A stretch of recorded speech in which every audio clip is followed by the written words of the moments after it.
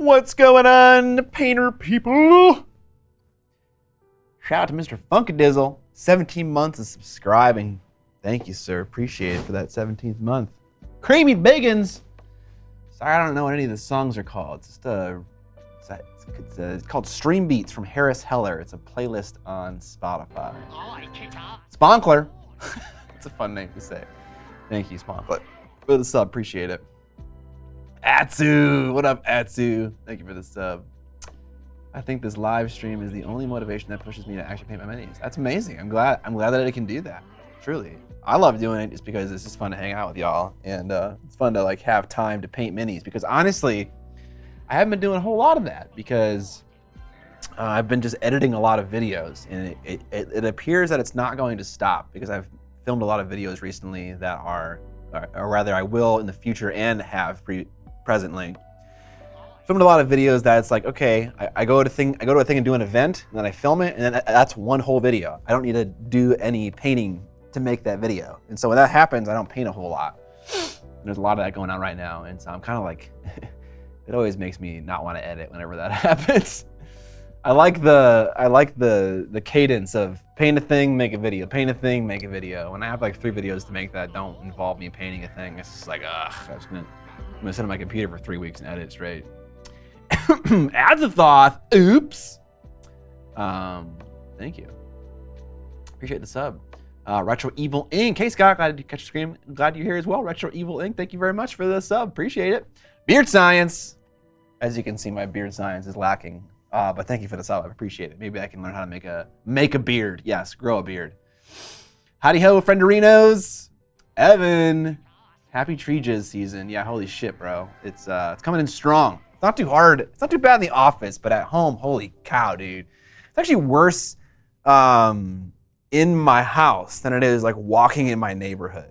I think that's just because it collects in the dust, and then it gets in your pillows, and it gets in your clothing and in your curtains and on your dog's fur. It's awful.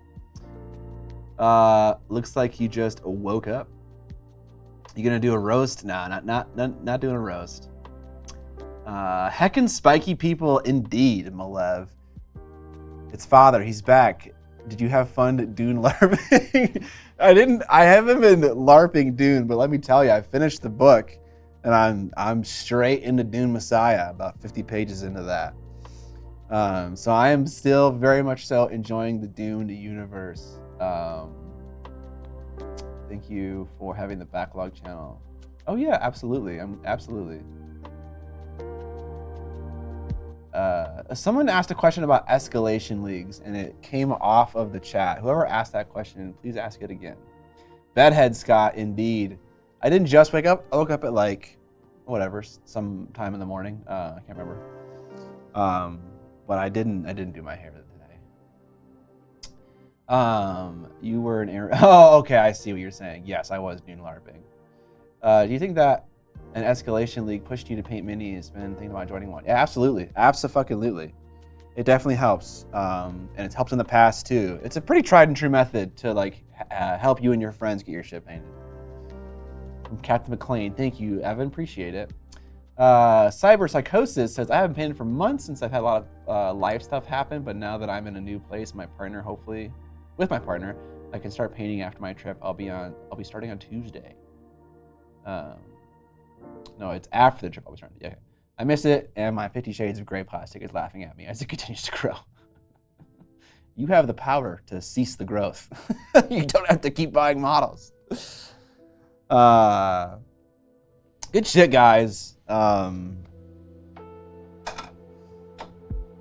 we're gonna paint some Dark Eldar today. Not a shock. Do a little mail time.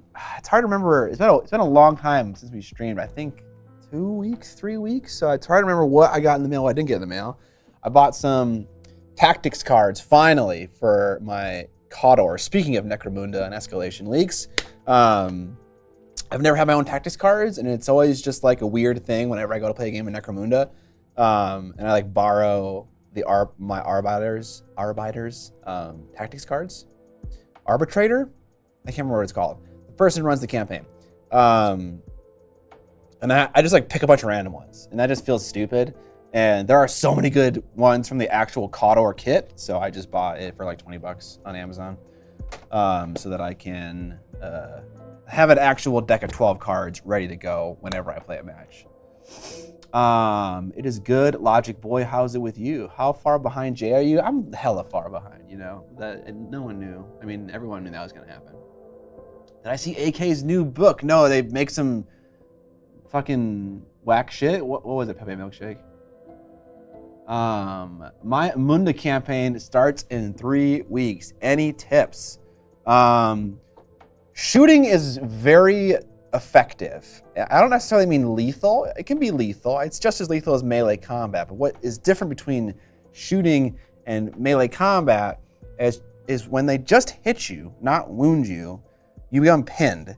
And then unpinning yourself requires an action. And so you really need to stay in cover at the very least, or better yet, out of line of sight entirely until you plan to do something. So yeah, you can't just run it down mid. You can if you have a lot of dudes, you know? That is totally a strategy. You can like make your opponent make decisions. It's like, okay, you can shoot this guy or this guy, but if you leave one of them alive, I'm gonna get to do a thing that I wanna do. That's always an effective strategy if you have like a horde style army that you can do to deal with shooting. The only way that people get around that is with multiple activations. Where we have like 2 dudes next to your main champion dude or your gang leader, they can activate multiple dudes at once. So I gotta be careful for that. But yeah, just in general, just shooting is very good. So just be aware of it. New Teldar video out tomorrow. Poor Jay. Poor Jay. He regrets asking me to be in a collaboration with him. I'm a piece of shit. I've convinced you to play Necromunda. I've been asking around local shops to try to get a campaign going with Ash Waste Nomads. I just played against Ash Waste Nomads. And speaking of tactics cards, holy shit, we were playing a game where you're supposed to grab treasure, and he had this card that like teleported him like 8 inches, and it didn't use one of his actions. And so he teleported to a treasure cache that was hard for him to get, and it was supposed to be easy for me to get, nabbed it, and then ran off with 2 of his actions. And then I never saw that treasure cache ever again. I was like, holy shit, that was effective. Ass Waste Nomad, yep. Running 12 KOTOR dudes, that's about right. Yeah, I have like 11 or 12.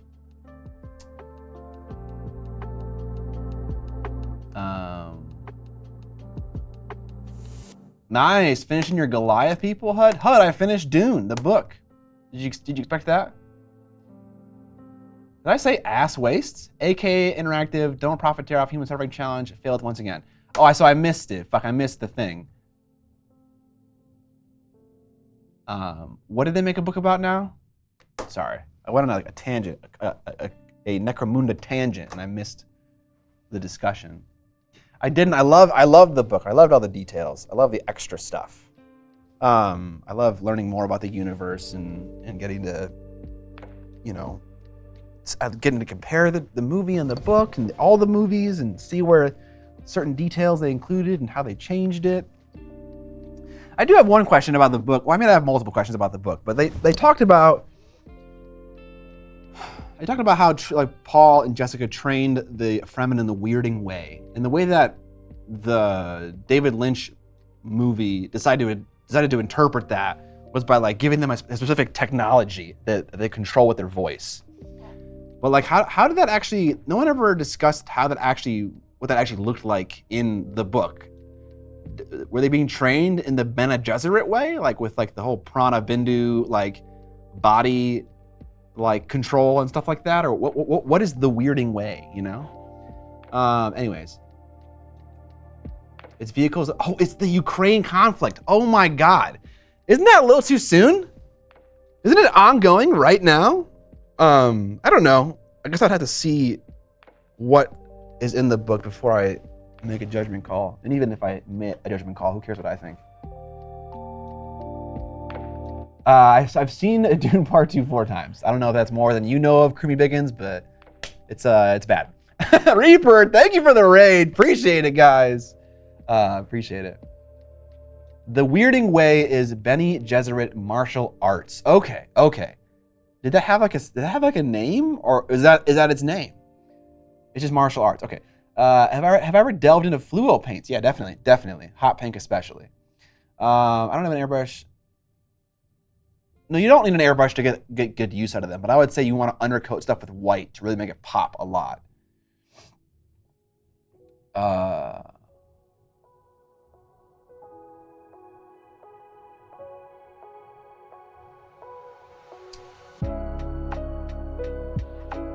Lynch's film didn't want to have martial arts. Yeah, they wanted to have weird guns that you shouted at. I don't know what that was about. It's just vehicles. Okay. I mean, I don't know. It's Russian vehicles, but they're like using the... You could have just made like a book that featured those vehicles that wasn't necessarily attached to an ongoing conflict, I suppose. I don't know if that would have been more tasteful or not. I'm glad I don't have to think about that, honestly. Yeah, not shocking at all as a thought. First time watcher, 10 Mau, and new to the hobby. Having fun painting my models and looking forward to playing my first games. Hell yeah, awesome. What games do you play? Brett Minnie says, I think the problem with the AK book is that I heard none of the proceeds are going to help affected people. Right, exactly, yeah. If you're going to use a thing as a marketing ploy, which it is, relatability helps with marketing because people are like, oh, I see that thing, I want to help out with it. Like, it makes sense to give it back. Although if I'm being totally honest, just my awareness of the conflict does not make me want to buy that stuff more. If they were donating to the cause, that would make me want to buy more. You know what I'm saying? Want the phone? Okay. Yeah, that's not a shirt you can just buy. Someone made that for me. It's cool.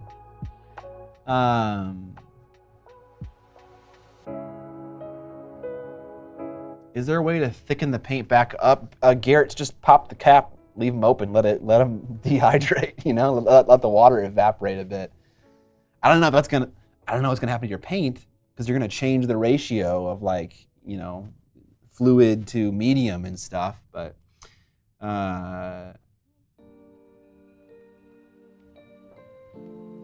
okay, Beard Science, thank you. Does anyone have knowledge if the too thin coats paint is any good? Yeah, I've used it several times. It's totally good. It's totally good. I won't say it's any better than any other paint, that like a modern paint range, but it definitely is good.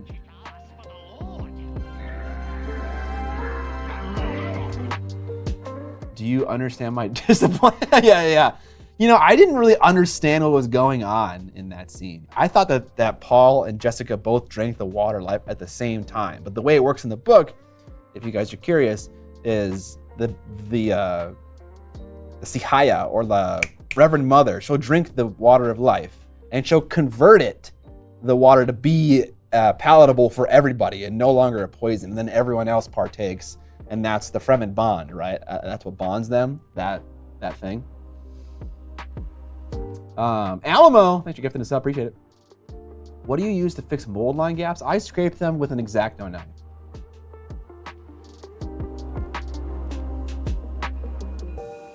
TTC is real nice, I agree.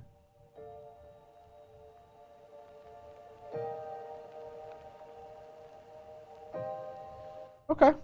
Yeah, it's true, as I thought. Not the first time AK has done something like this. Okay, we're gonna paint some Incubi, and we're going to highlight the yellow today. It's just gonna be one step. Nothing complicated. Did it work? Okay.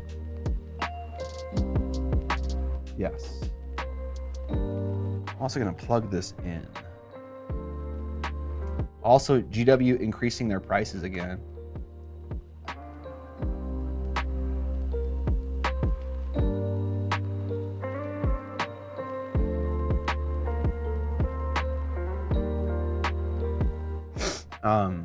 It's weird that they do that publicly, you know?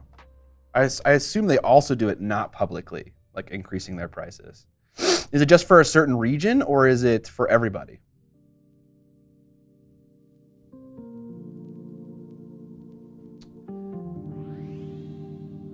I'm using too thin coats on my Skaven army. Very comparable, just a little bit. I think they're more satin than Vallejo is. For everyone, okay.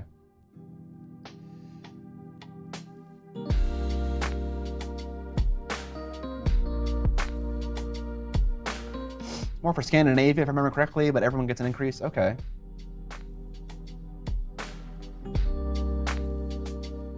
Sponkler, how do you know where the money is going? I think that's a dangerous assumption. You know, we don't know what GW is doing with the extra money.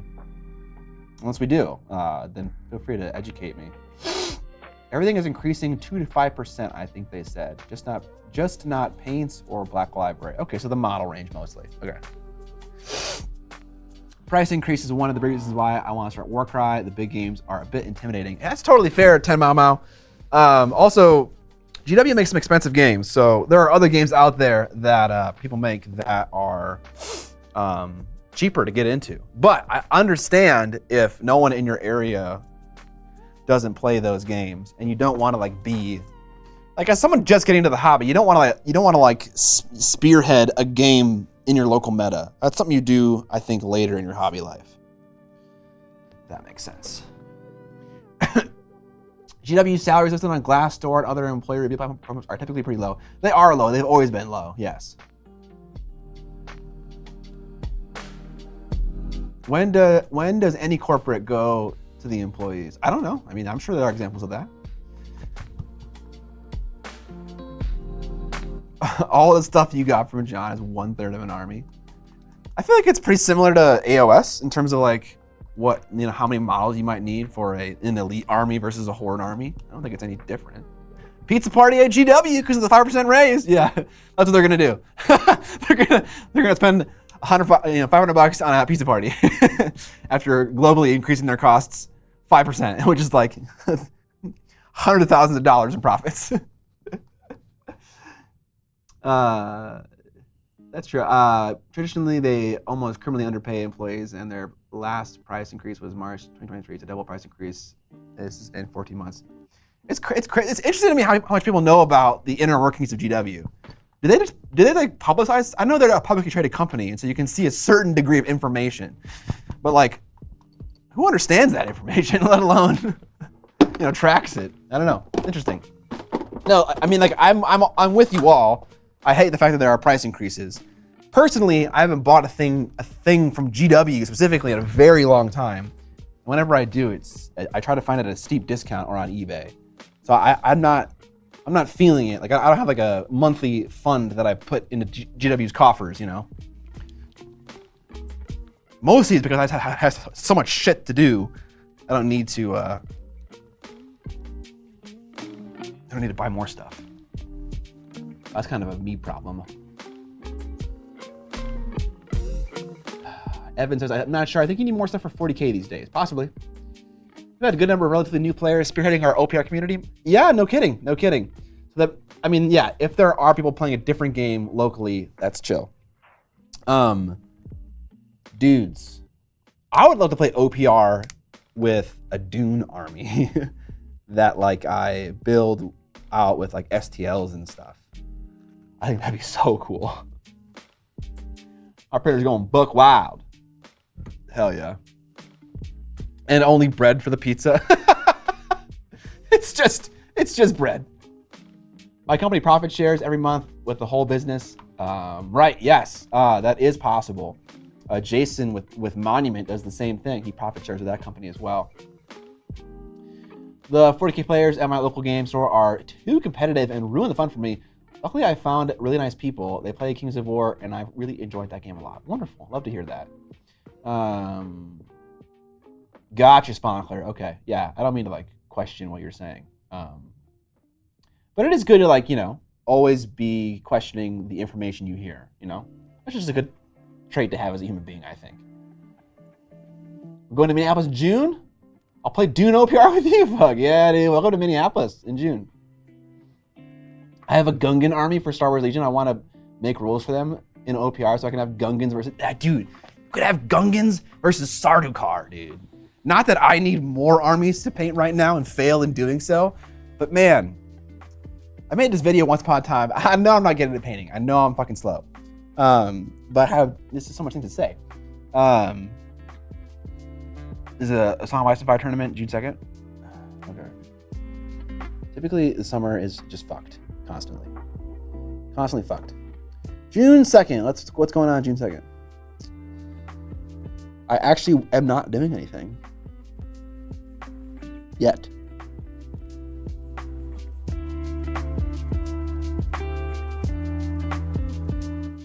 Okay. Possibility.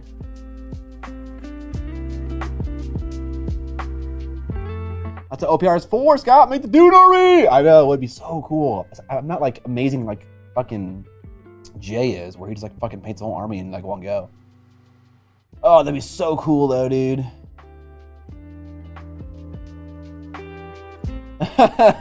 Kill team tournament in Pennsylvania. Yes, it is the weekend after Vince's here. Correct. This is what happens when there's no stream for a week or two. Yes. Jay is crazy, dude. I don't know. We gotta check in on that guy. JTP Crusade. Hello there, Scott. How's it going? Any upcoming projects you're excited for? I'm gonna be painting the Spirit Elf Mercenary bust. It's a great piece.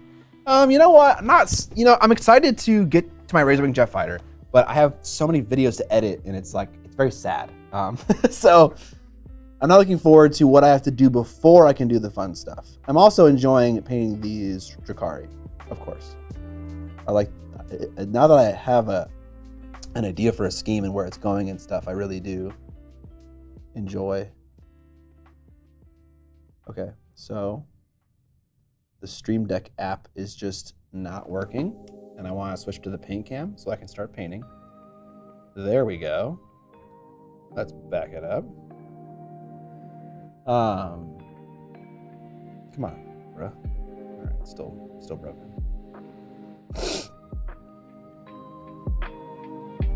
Back it up. Go to the paint cam. Awesome. This is a painting stream? Not yet. Not yet. One more thing I want to talk about, because I am so into Dune right now. All right, let's get the focus on this cam.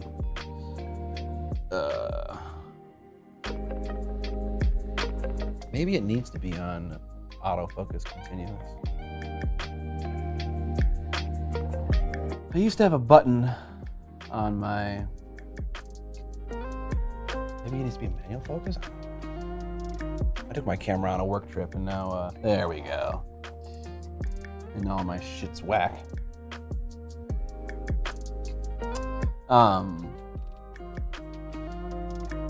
Nice. We get to paint some Infinity. Scott, will you play 28mm gas irons at Adepticon next year with the Discord boys? Probably not. I'm not super into that theme for a game.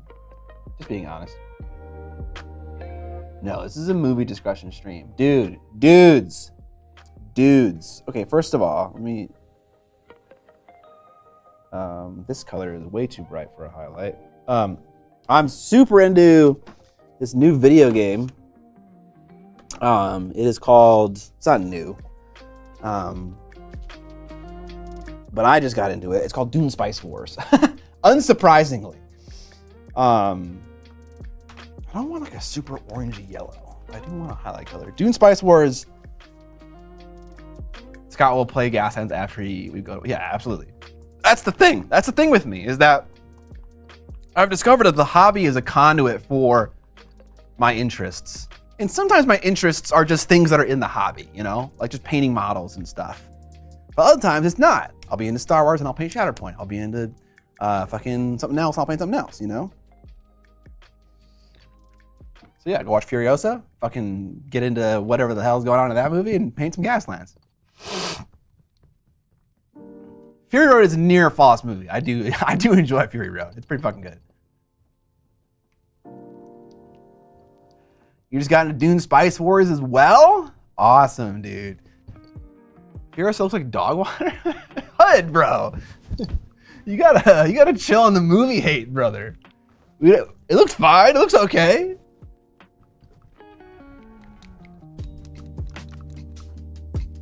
I'm very suspicious of nice shake. The CGI. Well, it's still George Miller making the movies, so I assume he's gonna, he's probably gonna stay pretty close to home. I mean, I don't know. Too much CGI? I don't know. Let's not cast stones yet. One thing I liked about the movie of Dune more than the book is the vengeance arc that Paul Atreides gets to fulfill in the movie. he gets to kill the Baron, and that is very satisfying.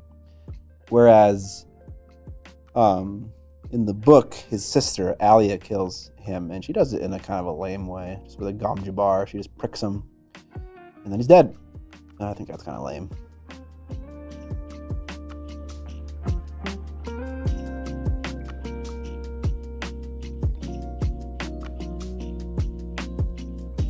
All right, maybe it's still a little too bright. Although it's a nice highlight color, but I need like a color to blend. It's fine. It's fine.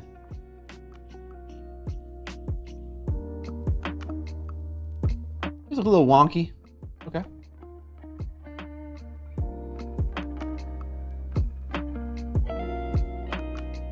The third act of the novel is really bad. It does move very fast, you know. Chani has a baby. Paul, like, seemingly never interacts with the baby, and then the baby dies, and it's like, holy shit, there's so much going on here. The sister thing is totally different. What do you mean the sister thing? Just the fact that she is born and stuff in the movie?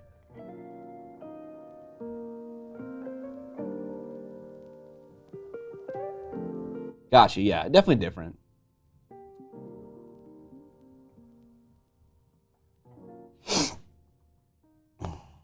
I did really enjoy Fury Road, though. And it's the same team making Furiosa, so I have every reason to believe that they are going to crush that movie. And I might even like it even more than the other one, because I always like a strong female character. Instead of a talking fetus. Well, she does talk as a fetus as well, in the book, I believe. Maybe I'm wrong about that. I actually don't know. All right, but anyways, Dune Spice Wars. Never before have I played a 4X style video game, like Civ, for instance. I never played a game like that.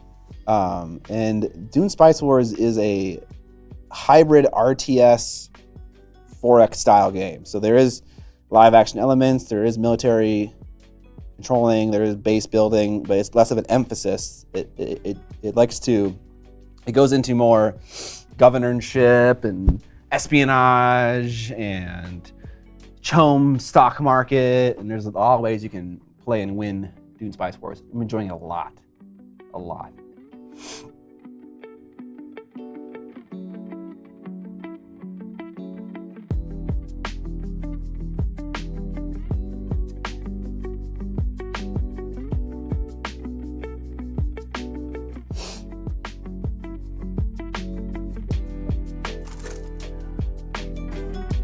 Oh, you might be surprised. I mean, I struggle to go in with an open mind when I'm already kind of counting a movie out. It's very difficult to do that, which is why typically when I am interested in watching a movie, I really try to avoid watching trailers and anything. I don't want any preconceived notions. But if I'm excited about watching a movie, I'm probably gonna criticize it more heavily. It's impossible to avoid. But I hope you enjoy Furiosa either way. I hope I enjoy it too. Hope it's a great movie.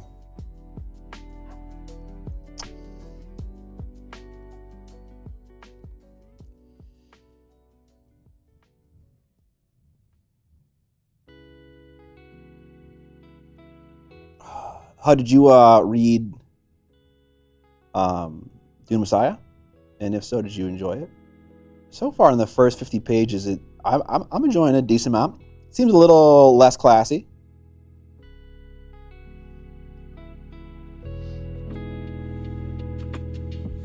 It would have made a ton of sense if they were trying to set up for Messiah stuff. I really wanted to see a guild navigator in Dune Part 2.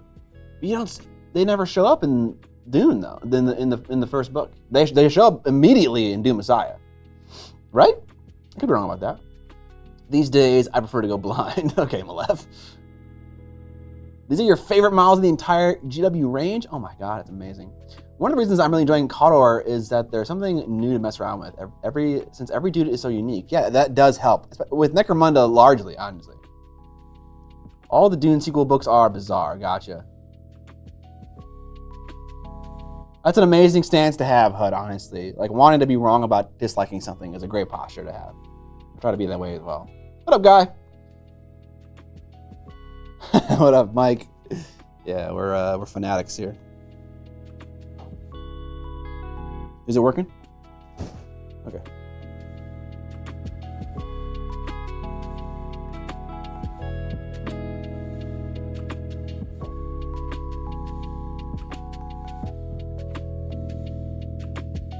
Trailers on the Acolyte. Opinions on the Acolyte trailer. I'm liking it. Again, I've been duped so many times by trailers, you know. I've loved them and then hated the content. I thought the trailer was stupid and it was an amazing movie or whatever it is, a TV show. It just happened so many times where I've just been wrong about what I think about a movie based on the trailer. So it looked good. I enjoyed it. I'm very excited for a Star Wars universe where we have all new characters. I think it's gonna be really cool. I haven't watched the Empire, the cartoon show based on bad guys yet that came out on May the 4th. I really want to watch that. Star Wars trailers are always baller. I kind of feel that way. I've tried to read Messiah a couple times. The plot lines in Messiah haven't really caught my interest. I'm going to try it a third time after I finish rereading Colville's Ratcatcher series. Very cool. What lines specifically have you anxious as a Thoth? I tend to go with military domination. I haven't done a mil victory yet in Dune. It's difficult. I feel like hegemony just creeps up on you no matter what you do. Like someone is always winning with hegemony. I'm trying to get a smug victory with Chom, but again, hegemony just creeps up on you.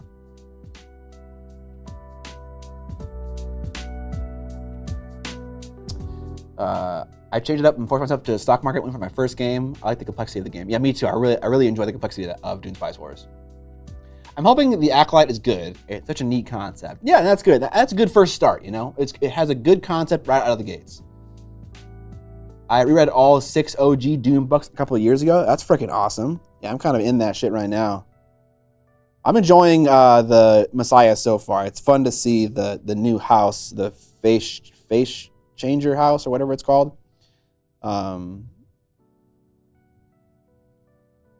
It's just cool. It's cool to see all the flavor of Dune, right? And they talk about the spicing guild guy who's like floating around in a vat of like orange like smoke, and it's just like, oh man, it's so visual. It's so cool.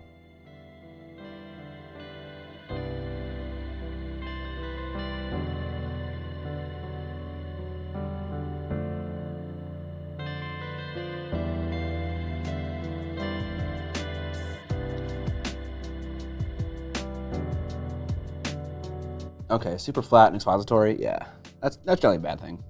Legend says if you can't sleep, somebody is thinking of you.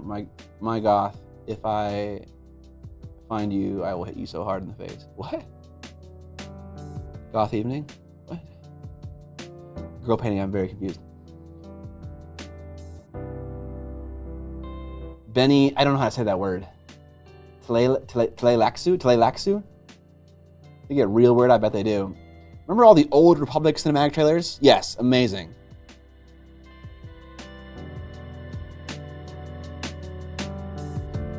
You did not finish the Butlerian Jihad? Just suffering from insomnia? Gotcha. Okay, I got you. Any Tleilaxu. Okay. That's right. Okay, cool. I actually have no experience with the Dune universe. Looks like I need to catch up. Sounds really cool. Hey, yeah, Brett's Minis. If you enjoy 40K, it seems like a lot of 40K is inspired by Dune. I would start with Dune Part 1 and Part 2 by Denny. The new movies, they're amazing. They're absolutely amazing. Thank you, Two Hands. Appreciate it. For me, I'm not a huge book reader. I can't remember the last book I even read, if I'm being totally honest. That like wasn't a rule book. And I think the interest that came from watching the new movies is absolutely what carried me through finishing the book. That isn't to say at any point that I was like not enjoying it. I really enjoyed reading the book like the entire way through, pretty much. But I would never have done it if I had not watched the movies and had been so enthusiastic about them. That's my experience. Not everyone's gonna have that same experience.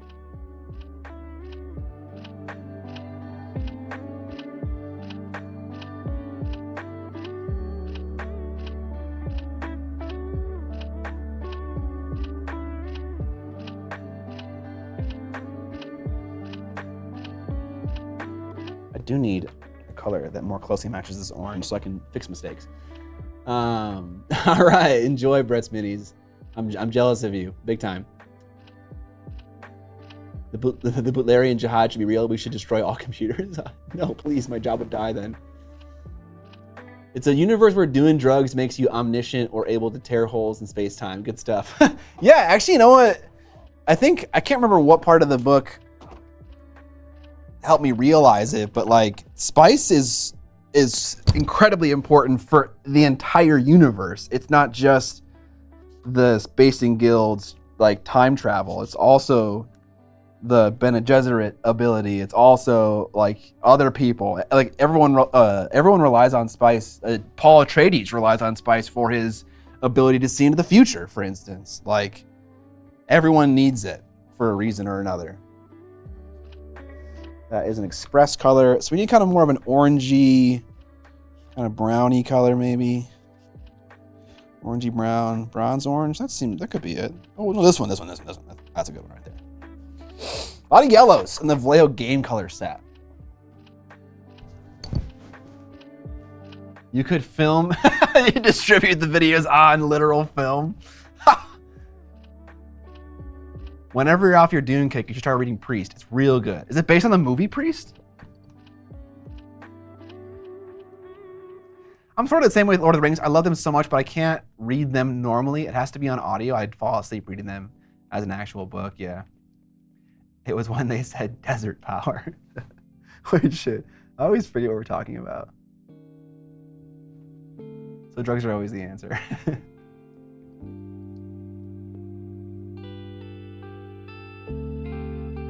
950 milligram edible, holy shit. Bunch of sand people dripping balls in the desert, reminds me of Heim. You wanna come watch Miniac on Betamax, dude? Scott, Priest is my favorite fantasy novel of all time. Holy shit!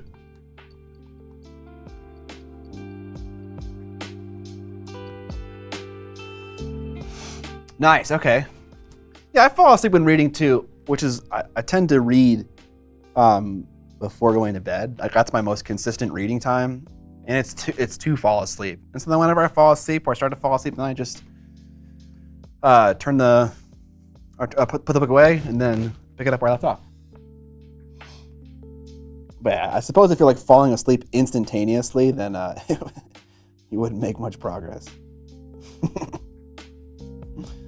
Depends on the day. Loved Wheel Time series. I love that we're talking about books right now, you know. This is never a thing you would think would get discussed in my live stream, you know, just because I'm not a huge book reader, but I fucking love it. I want to be. I like the idea of being a book reader. But I also love the idea of playing video games and watching movies more than reading a book, if I'm being totally honest.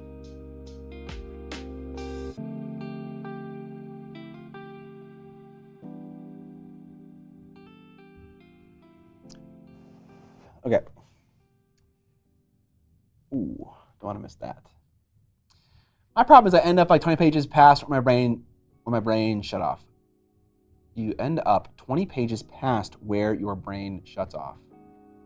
How do you get to that place if your brain shut off 20 pages ago? Or you just like you just forgot a million things you just read, like you're reading aimlessly. I do that sometimes as well. Gotta read the Stormlight Archives. I'm like 400 pages into the first book. I should finish it. It's pretty fucking good. Good old Kaladin. Kaladin! It's pretty good. I enjoy it. Brando Sando. I'm on a non-fiction kick this year. Ooh. Books and video games fight for hobby time. Yeah, it's like video games and movies fight for hobby time and book time for me. Stormlight's a fantastic series. Everyone, oh my god, chat's moving fast right now. I used to crack 50 books a goddamn year, dude. That's almost one a week. That's crazy, dude. That's crazy, dude. You're rereading Stormlight Archive. Oh my god. Handsy Bear, dude, let's go. Ugh. If reading rule books counted, man, I'd read so many books a year. I've also heard that Mistborn is very good as well, also from the Sando man himself.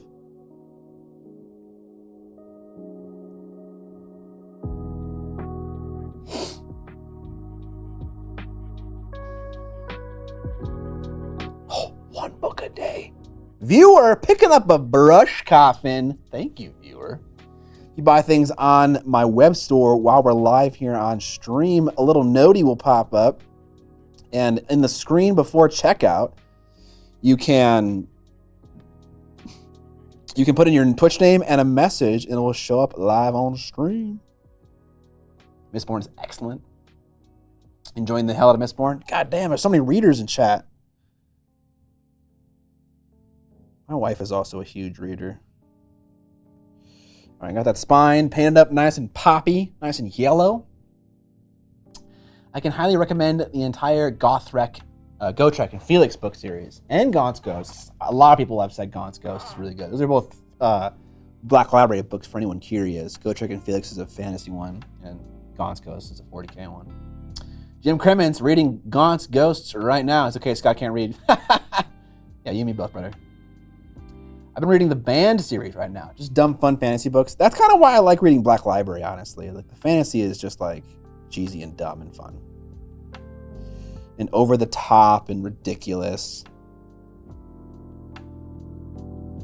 It's like soap operas. It's like fantasy soap operas. And they're nuts. They're fucking nuts. Starting a poll. For something we're not even talking about, Evan? I don't know about that. I'm on the third book from the Rift War Cycle series. Dude, yeah, I mean, honestly, Spawnclaw, if you're into something else right now, keep going, dude. Keep sucking from that fire hose. Dresden Files. You know, I was at Monument hanging out with those guys, and I was talking with Jordan Lamb, and Jordan Lamb also recommended the Dresden Files. Oh my god, there are so many books people are talking about. If you're up for LITRPG, I don't know what that is. The He Who Fights with Monsters series is absolutely fantastic. Japanese Australian man gets stuck in an alternative universe and becomes a ninja warlock. What the fuck? That's crazy.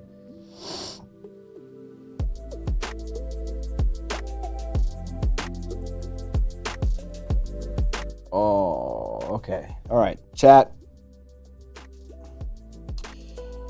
You're going to a place where I can't follow right now.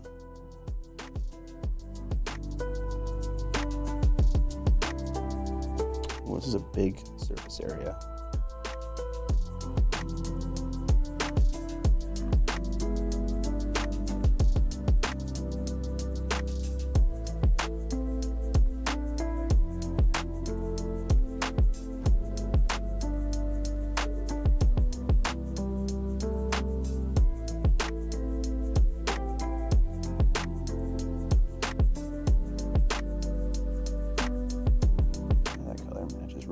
Actually.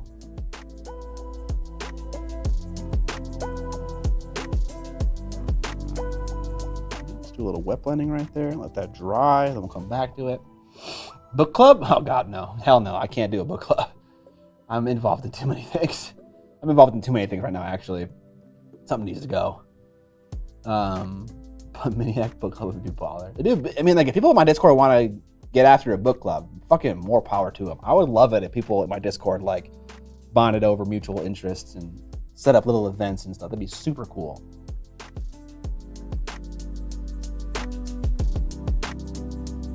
Yeah. Been too much shit right now.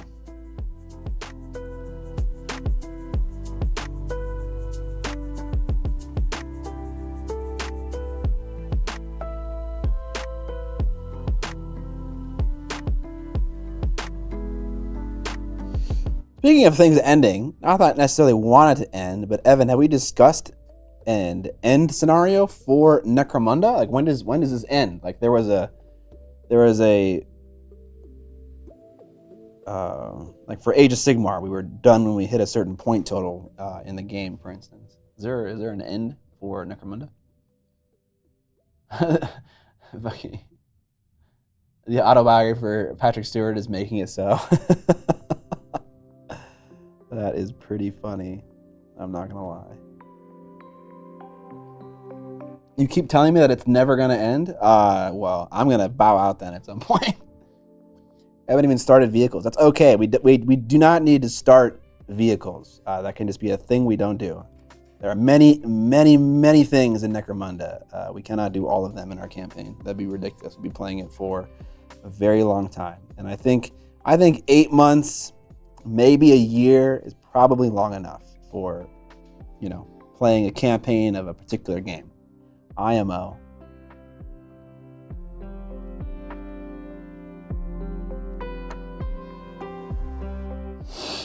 Wrong. The end is never. My attention span is just not like insanely long. Like obviously the idea of doing cool things forever is appealing to me. But I move on, I'm into different things. I want to test out different stuff. So it's nice to have things recycle. It's an RPG campaign, 2 years. Jesus Christ. So start another gang. I don't know what that would look like, but no, I mean there are other things. I can't start a Stardew Car gang in Necromunda. And I don't even know what that would look like to start a new gang in the middle of a campaign. And I don't even want to do that anyways.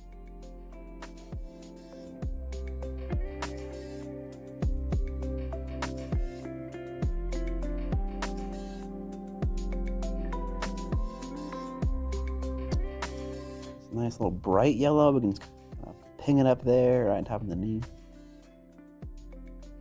Feather it out. Little jabby motions. Your desires are wrong!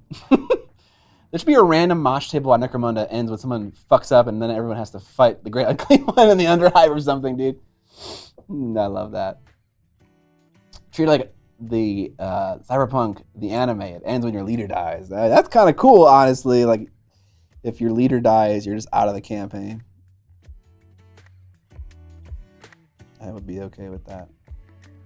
But that would definitely be a feels bad for someone who, if they didn't want to stop playing.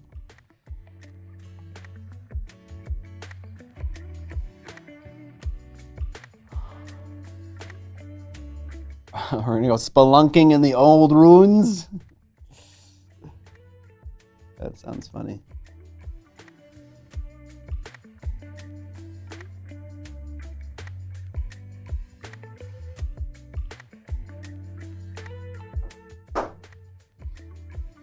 You mean to pause the book? Is it playing? I don't know. I assume it. I hit pause, but I said pause.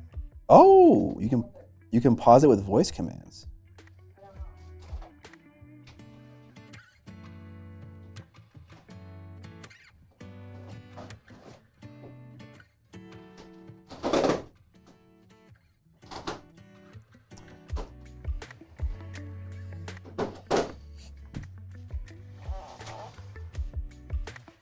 Do you have a narrative, or are you guys just smashing the warbands together? Yeah, we're just smashing the warbands together pretty much.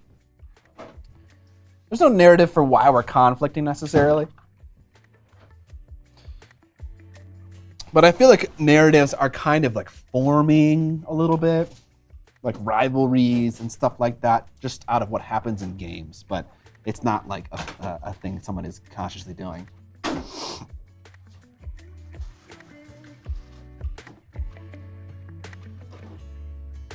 What's in there? Oh, that's nice.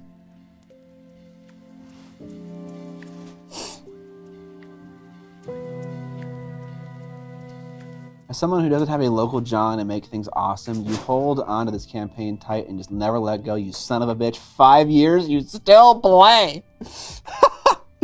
The wonderful thing about John is that he's down to do anything. He's a hobby yes man. Like he'll play any game you want to play. At some point, we were talking about doing a Guild Ball Escalation League. I think Alex Davey was the one talking about that.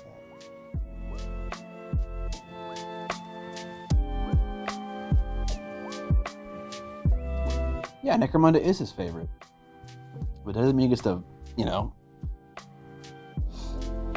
determine the game we play for 5 years. Me and my colleagues at work are playing a kill team the same way. We go ahead in a 1v1, v1, it's a free-for-all, to see who can come out on top after a brawl. Yes, it does. I'm with Evan. All right.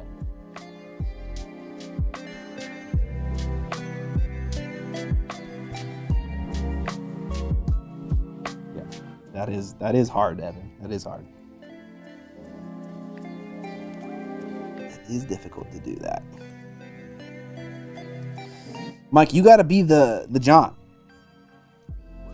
You gotta bring budding hobbyists to the hobby promised land of gaming.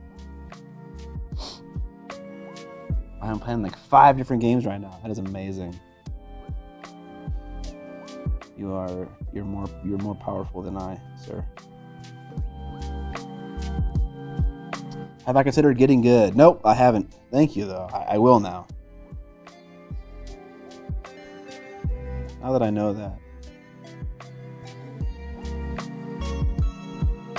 Also, given the amount of fellow fantasy nerds here, RIP, yeah, Bernard Hill, Theoden, passed away yesterday.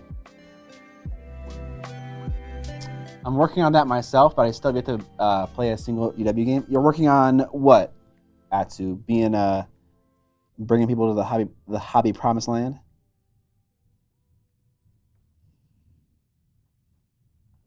Can we get a YouTube video on this paint scheme? Yeah, you kind of already got one. It's the video that's called what did it call it? My biggest problem with 40K. That's where this scheme comes from. But it's not an actual scheme. It's not like how I would paint the models. Is that what you're asking for? Like an actual like efficient paint scheme? Being the John, nice. Well, you don't have to be the John for a GW game. You can be for literally any game you want.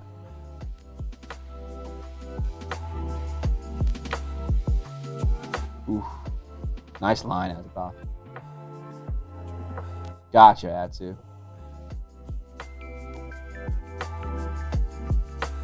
Yeah, Mike, that's super important. I don't know. If you're like me, I could never be like a John, you know. I just move from thing to thing to thing like way too often.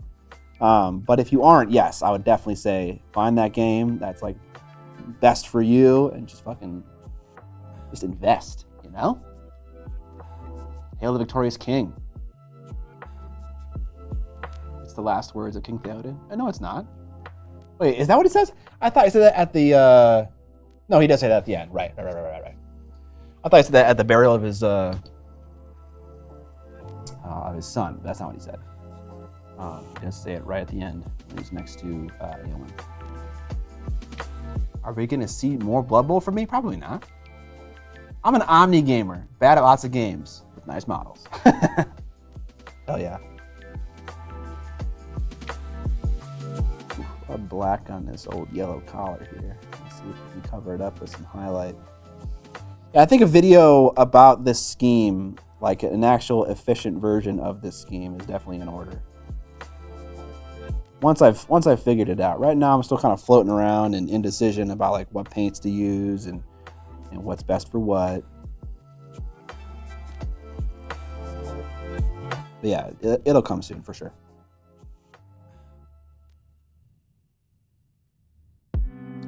For sure, bud. Well, technically, his last word was Eowyn, but he says that right before that. Yeah.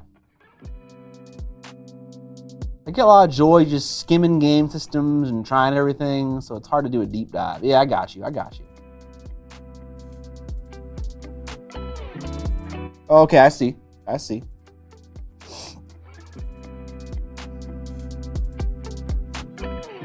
I wouldn't even know, honestly, what paints I used on this entire model. But if you're curious about the yellow, I can definitely let you know what the yellows are that I'm using right now. They're not special, as far as I can tell. They seem pretty whatever. Ooh, it's hot in here, dude.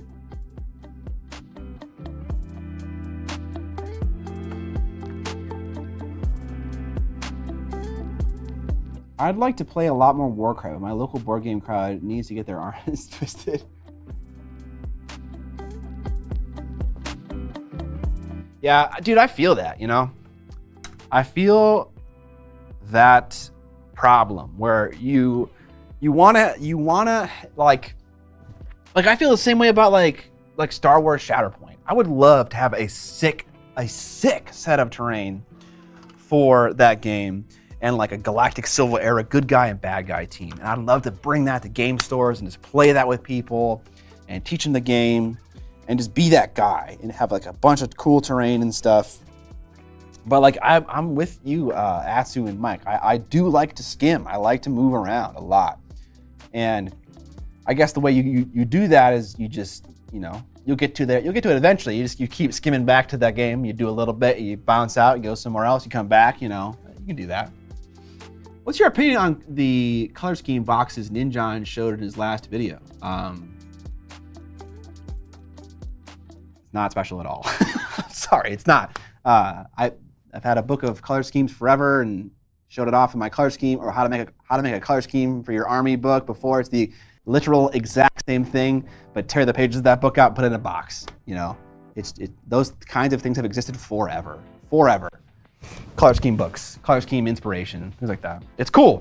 And if it helps you get inspired to paint stuff, that's amazing. But it's not something unique, which I don't even know. You're asking what I thought. That's what I think. What up, colorful soldiers? Don Haney.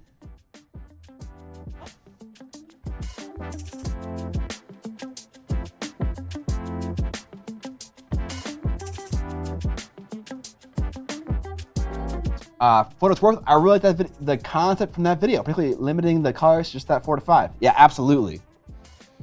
That's kind of like my secret to paint schemes in general. You just pick 5 or 6 paints and you limit your entire model, those to versions of that color, and you spread them around the model pleasantly. And GG. That's all you gotta do to make a good paint scheme. You just gotta limit yourself a little bit.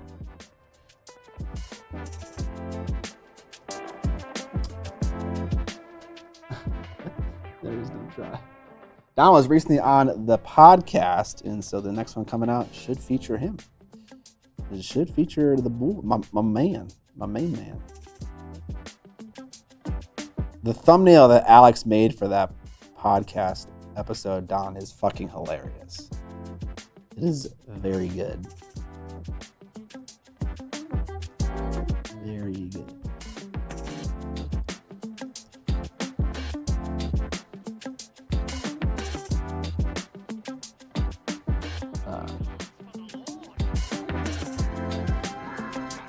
Tubikins, thank you for the sub. Sweet, building some minis, got the new Proco paint sets, and made it wrap up the afternoon. Hell yeah, brother. When Don's on, it becomes podcast. We already know that one's gonna be a hater of an episode. Yeah, fucking Don, dude. Don just comes on, he just trashes GW, and he walks away, drops the mic. I'm just kidding. He's not doing that. He's not doing that.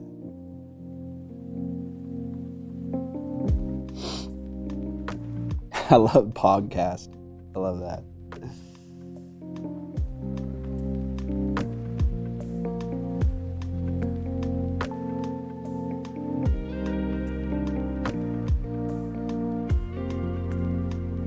This guy doesn't have a whole lot of yellow on him. The people's champ, indeed. How many more gosh dang Dark Eldar you got left to paint? Oh, it's millions. Millions of Eldar. All right, yellow done. Yellow done. And now we have the largest detail left for us to paint is the sword blade. Then there's tons of other little small silvery bits and teal bits and stuff like that.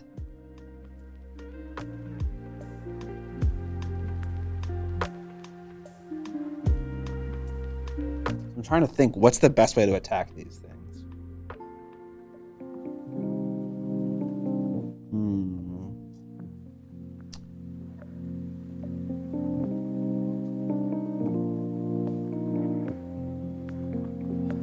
So many silvery things. Little metallic bits and bobs. Let's just paint the bits and bobs. Should I do that now?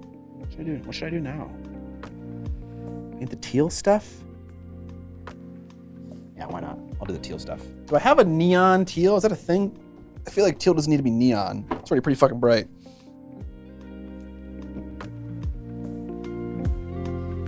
You got a turquoise in here? Not really. There's no super convincing turquoise. I guess this is kind of good.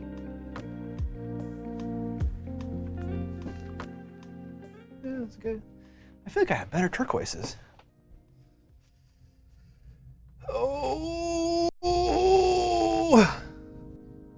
I'm dying. Do I have like a single pigment one from Chimera? What is this? Morning Sky? No, that's from the Pisarsky set. I don't think that's single pigment. Okay.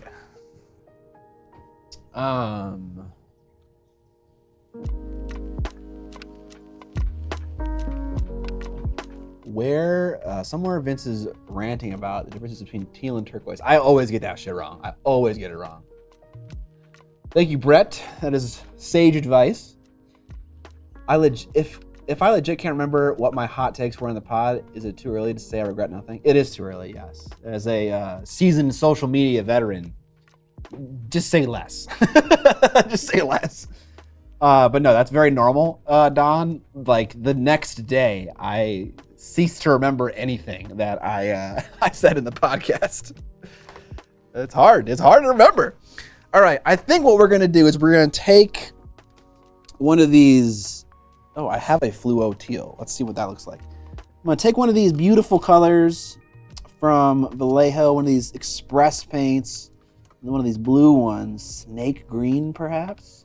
I'm gonna paint all the things because they're white right now with a turquoisey express color, and then I'll come back with a bright highlight and we'll call it a day.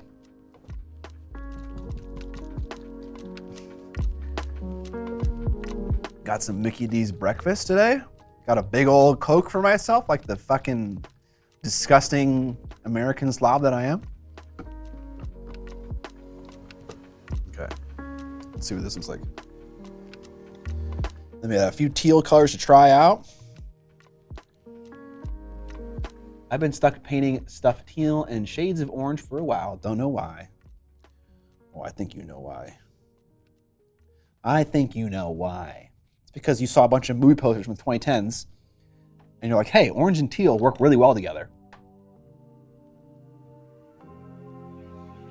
Okay, traditionally for the teal accent color, I have painted their combat drug tubes teal and also the soul gems teal, which I unfortunately painted black. That was a mistake. In hindsight, they should just stay the color of the primer so that when I do this step, it is trivial. Lesson learned. That will save me so much time just not doing that step.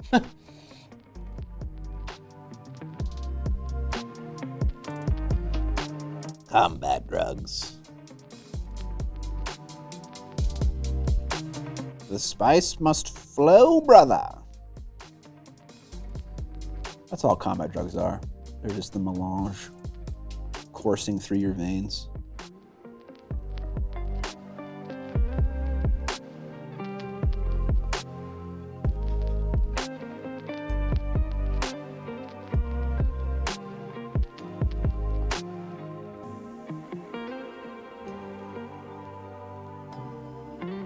Do I normally clean my brushes when I'm done painting? No, I kind of clean my brushes when I feel like there's a problem. Like if I am... No, I should definitely do this step before I do the white edge highlighting as well. Because, yeah, I'm going to fuck up the eyes. Hundo P. Let's see if I can avoid it. It's unavoidable. It's unavoidable. Oh, well. Fuck, what are people asking? Oh yeah, I generally clean my brushes when I feel like there is an obvious problem. Like, oh, it's like, they're getting a little ratty. Okay, time to clean them. Not saying that is the right method, but I think cleaning them after every use or like once a week, it really depends on the rate of how often you paint. That would not be a bad thing to do.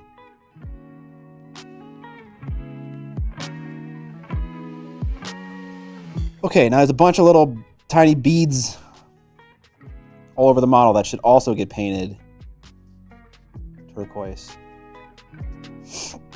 Okay, anything else? Anything else that's white right now that we're not seeing?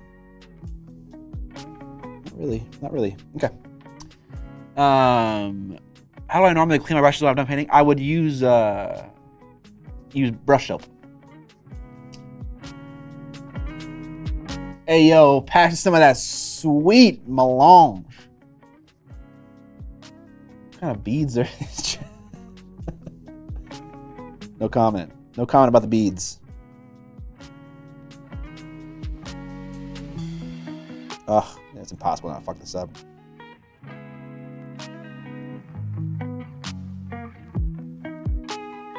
"'Tis impossible, brothers!"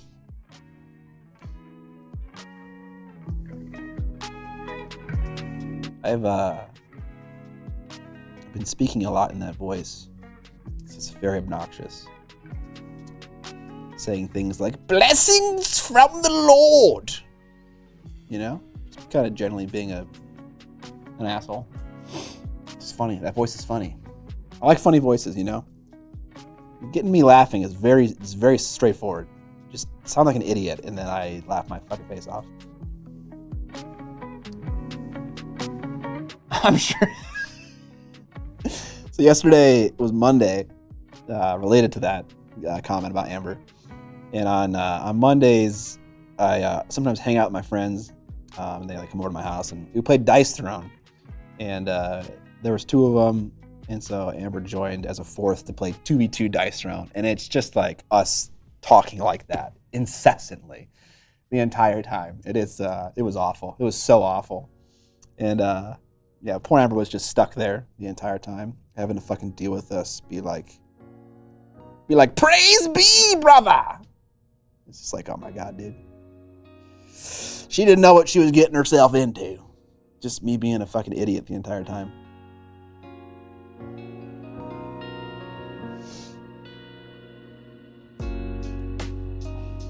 It reminds me of, yeah, exactly, yeah, 100%, dude. 100% Saltspire from Vermintide. Why does Amber not want you to be my father? Because do you want to be my son? Do you hear what I'm saying right now? I'm a degenerate. Also, I'm too selfish to be a father. I think.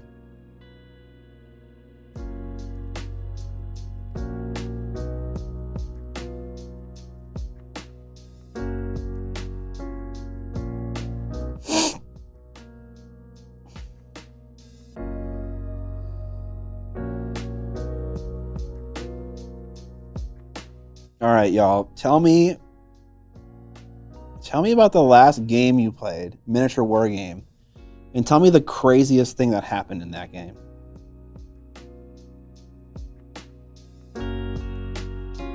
Could be like narrative, could be a dice roll crazy.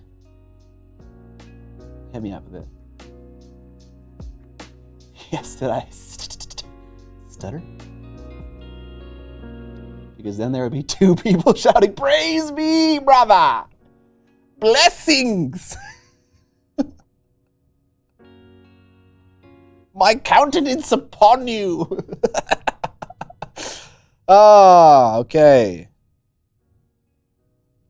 I kick ass for the Lord.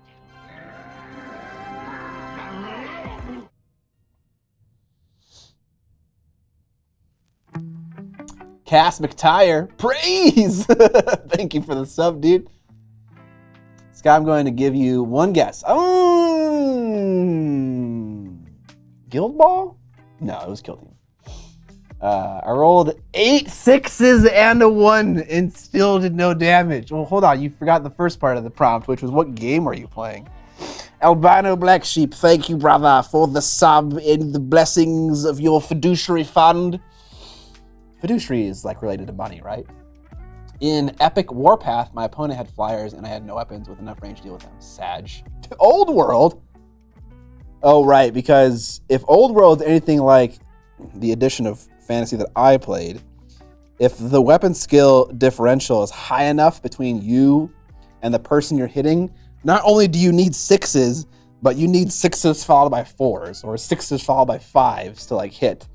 Like if you're a weapon skill 2 pleb and you're hitting a weapon skill, I don't know, like 8 fucking Swordmaster Archeon thing, yeah, like you're just never gonna hit them. Battletech, I was using a dasher mech with a bunch of SRMs. I ran behind a mech who was damaged to shit and back. Decided he was a good target, ran 20 hexes! Oh my god, dude! Ran up, ass blasted him, made a total of 0 hits. Dude turns around and blasts my cockpit with a cannon. Oh, that through crit, or whatever it's called. Praise me, brother! Combat Patrol. Where's my friends? And I one-shot his Tyranid Prime. Get fucking wrecked, bruh. Warcry couldn't put out enough damage for my skellies. With my skellies, so I got clobbered by some Warriors of Chaos. Goddamn. In Game 3 of my AOS RTT, what does that stand for? I failed a battle tactic because my zombie dragon rolled 8 1s. Oh, fuck. That blows. And then proceeded to do 0 damage to the Slaughter Priest. Hasn't happened yet, but I'm expecting my Cotter Walker with a grenade on a stick to do some hilarious stuff. Oh, the Ridge Walker? We don't have any vehicles yet in our campaign, so we don't have any Ridge Walkers. Rogue Trader Tournament. One-day tourneys run by friendly local game stores. Wonderful, brother. 27d6. And 4 of them weren't ones? Oh my god, so that means the rest of them were ones? Is that what you're saying? That's nuts, bro. That is fucking insane. Okay.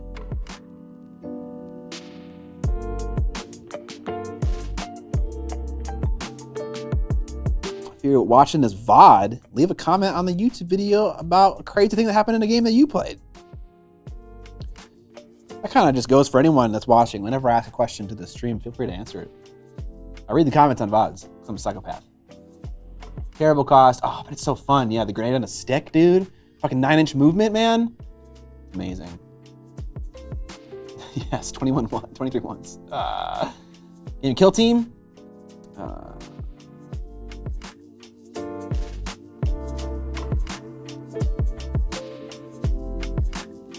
Oh.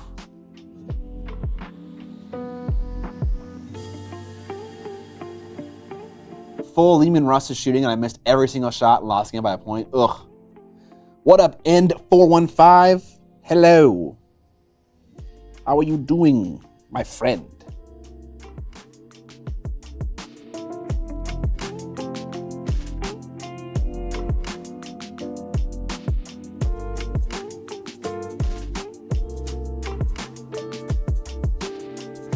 just got back from Disneyland. That's exciting. I've never been to Disneyland.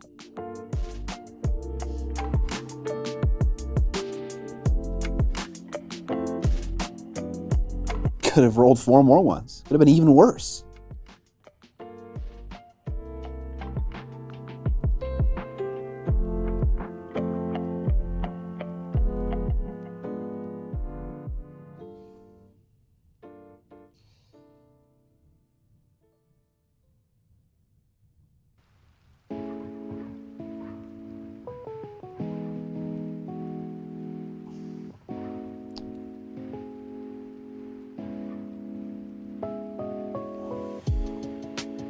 It's too cold in here. Let's chillax on the AC. Making some tofu for dinner today, y'all. I don't do tofu a lot, but recently started doing it, and it's very tasty and very easy as well, which is always a nice bonus. Oh.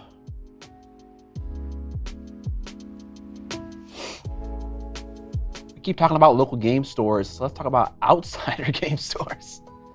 Tofu's so good. Yeah, it's so good. It's so easy to make. Or at least the one particular recipe that I'm following. I'm sure there are a bazillion ways to deal with tofu, and some of them are easier and some of them are not easier.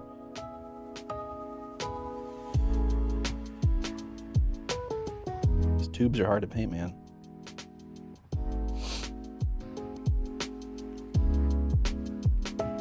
Put it in whatever you want, it just absorbs all the flavor. Nice. Yeah, I crisp it up in my convection oven, and then I put a very simple mix of yum yum sauce and chili crisp, like 1-to-1 on the tofu over rice, and it's like beautiful. I was told to avoid tofu because of the high estrogen in it, apparently. I don't know. Life kills you faster than that stuff. Life kills you faster than stuff like that. Would estrogen kill you, even? I don't even know what estrogen would do to you if you consumed a lot of it, you know?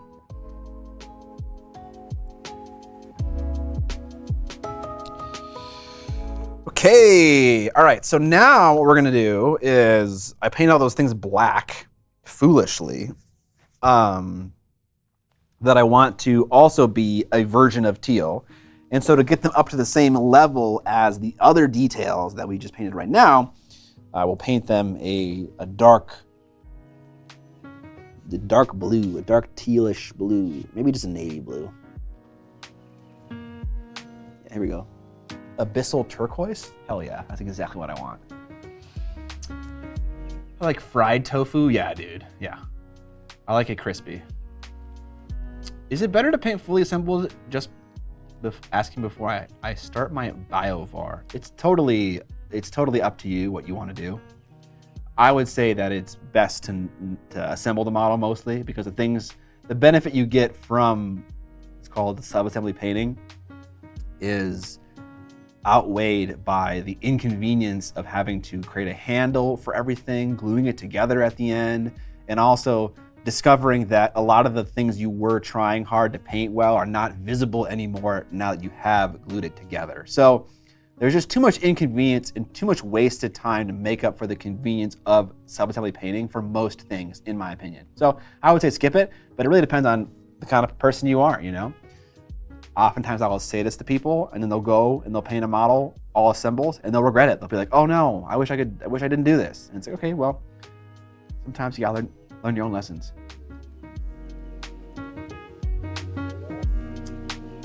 This gives you man boobs. Yeah, I've heard that, but I don't know if that's true necessarily.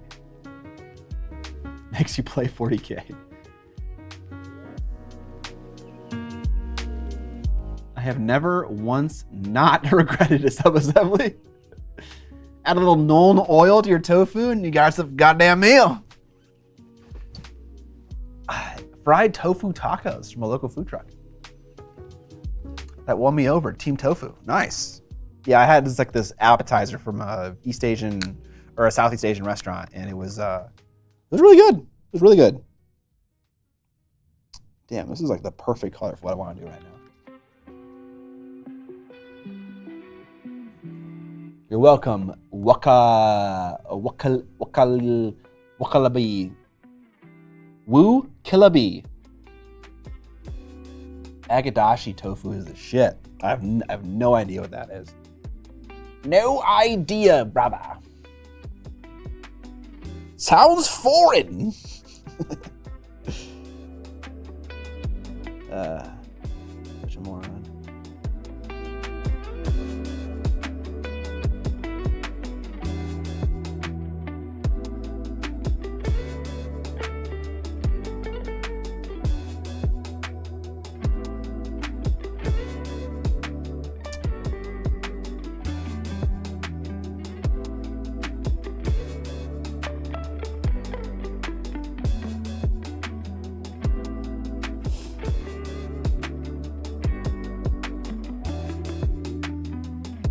When you do that accent, you have to end every sentence with what? Wait, why?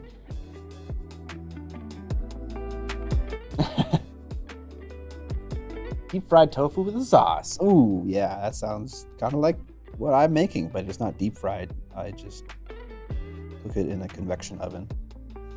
And that seems to do a good job.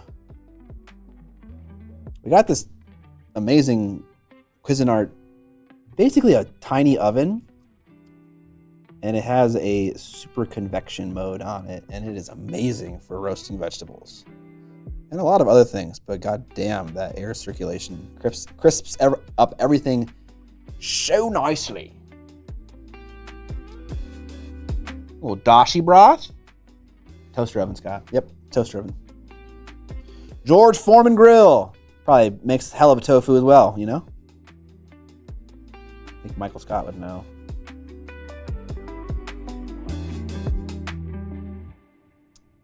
I should have just painted this entire thing in black. As opposed to just the gem part. Man, I made so many fucking mistakes. That's the thing about color schemes, man, is that you might have the color scheme figured out, and you go and paint a new unit, and it's like, oh, you have all this other extra bullshit that I gotta fucking deal with.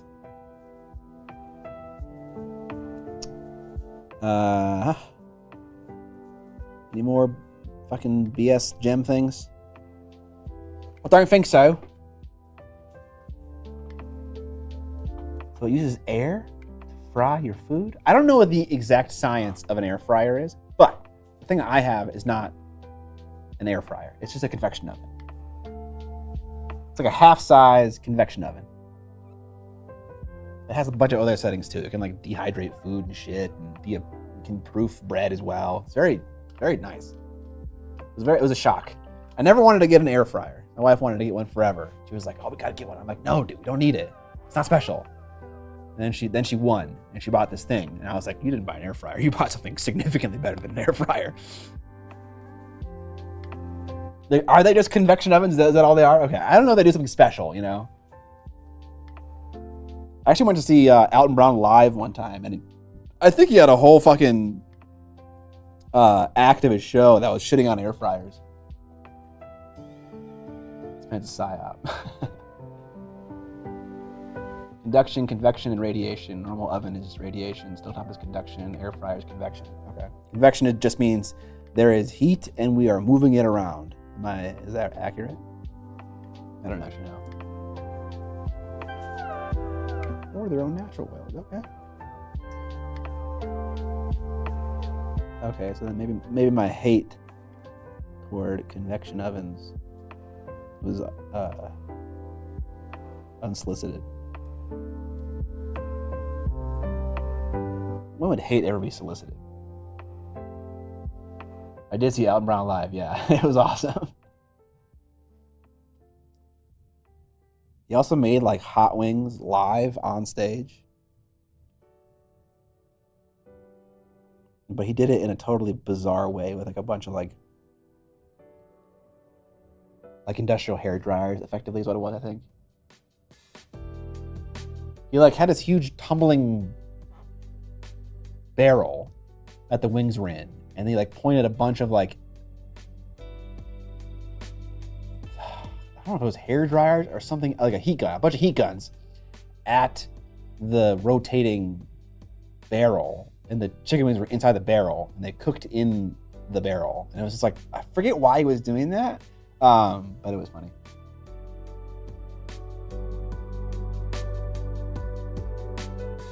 Radiation is actually the least efficient form of heat transfer, which is why spacecraft actually have to cool down the crew cabin. I don't know why the first statement you made is related to the second statement you made, but I believe you. Like, why does radiation having a poor heat transfer relate to spacecrafts having to cool down crew cabins, you know? Help me out. I am the big dumb.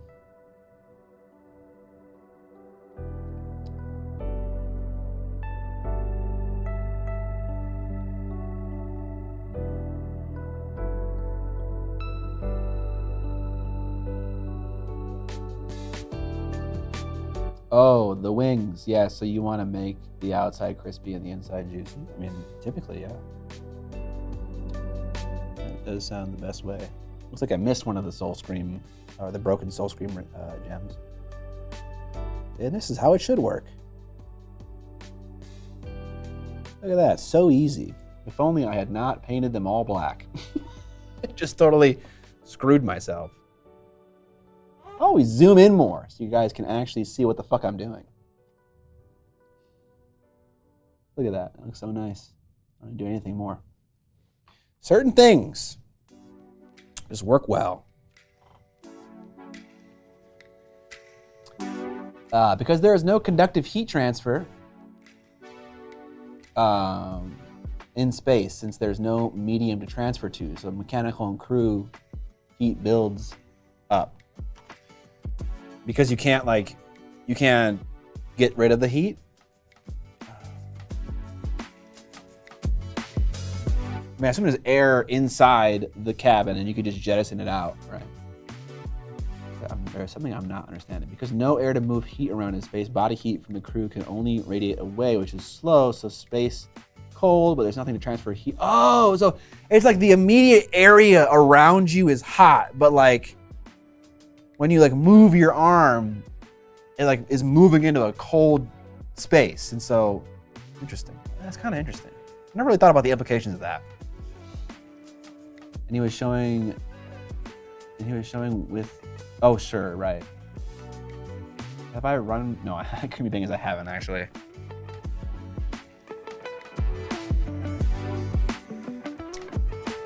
Okay.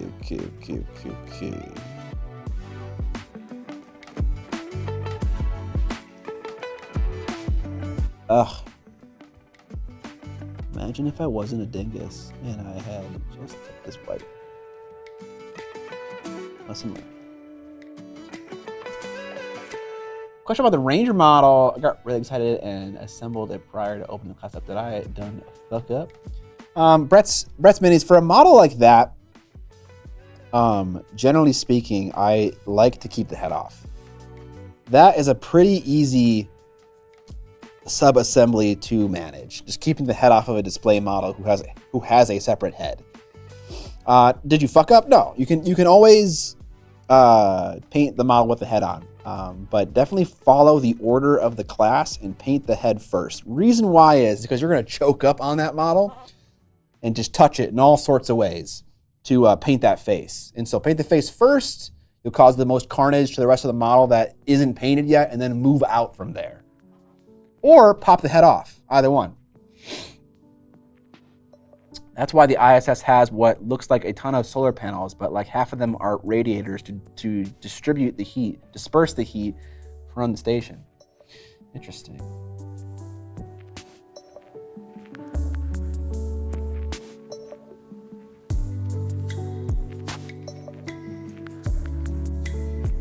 JTP Crusade asks an interesting question. How does the heat of the sun warm our planet if there is no medium for the heat to move through? So it must be through another means.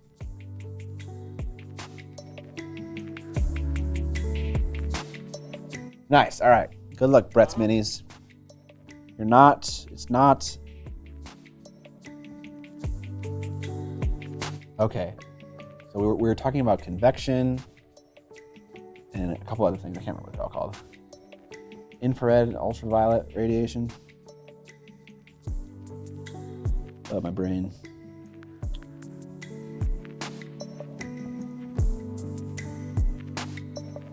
Oh, I like fake science so much more than real science.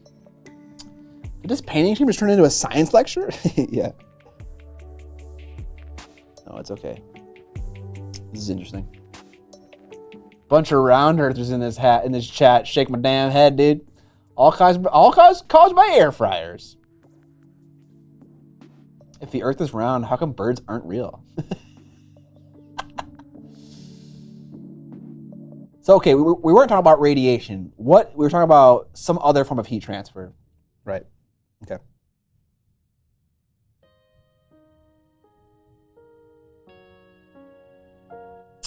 Okay.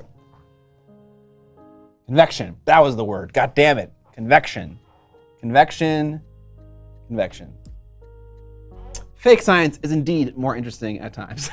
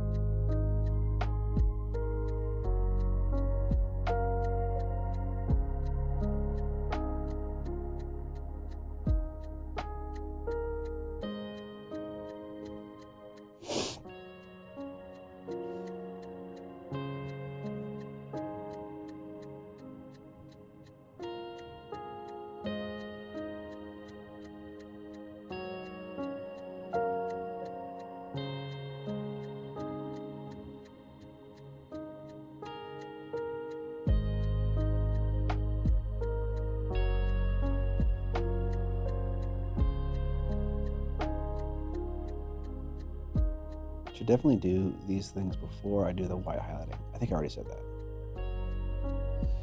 I can see the scheme forming in my head.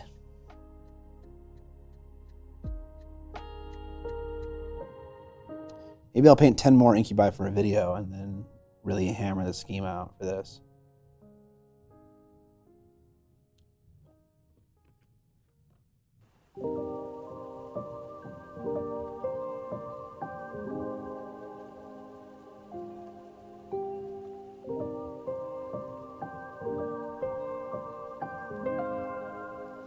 How do I feel about contrast paint? I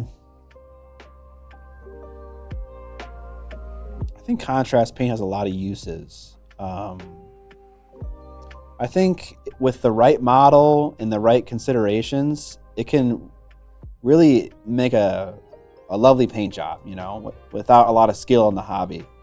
So it can do what is advertised about the product, but I feel like it requires either luck or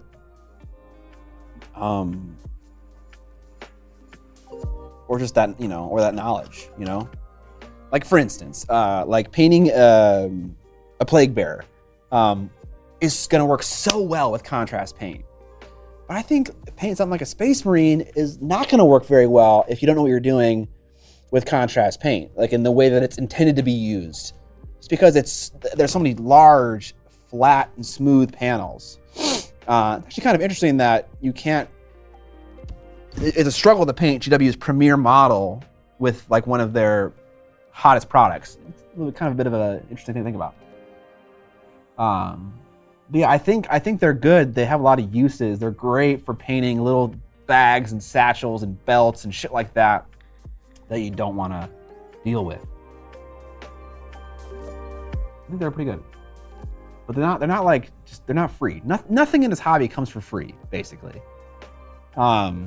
Everything you can fuck up. Some things are easier to get than others. I think washing is way more forgiving than any other technique.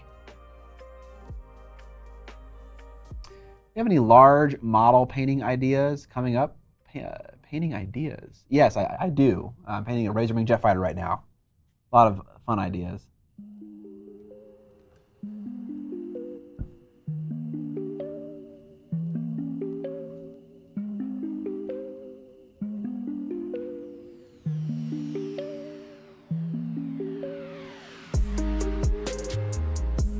I have a friend who isn't the most into miniature painting and who exclusively paints his models with contrast paints largely, and it's gotten him to paint more minis in general. So I would say, considering that, mission accomplished, you know, like that's awesome. It's doing its job. Can't fault it.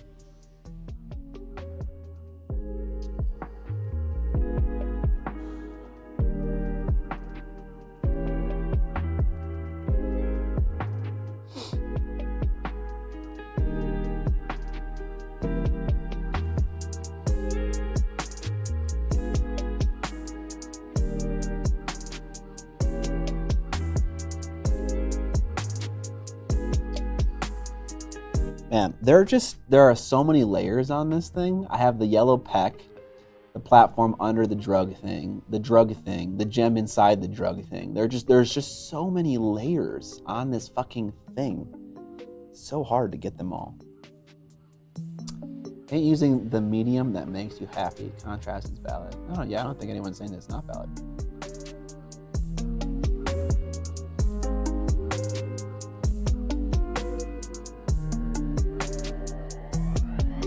But it does lend itself to certain things more than others. I think things that have lots of texture really excel with contrast paint, like in an amazing way. Or parts of the model that have lots of texture really benefit from contrast paint, like fur, for instance.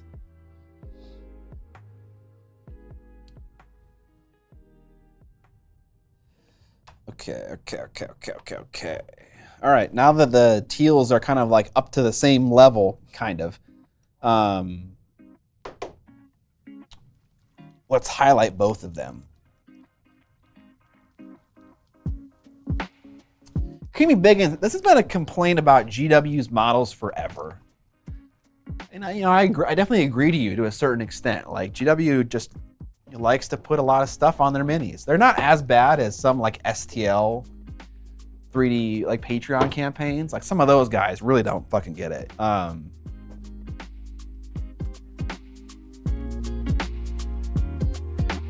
This fluo paint from Vallejo Game Color is very diluted. Not diluted. It has a very high or thin dilution. What am I trying to say? It has a low viscosity. Like almost like an ink. Very watery. Let's see if that is going to mean something. Wood Elves or Nurgle plus contrast equals the fastest army ever. Definitely Nurgle, yeah.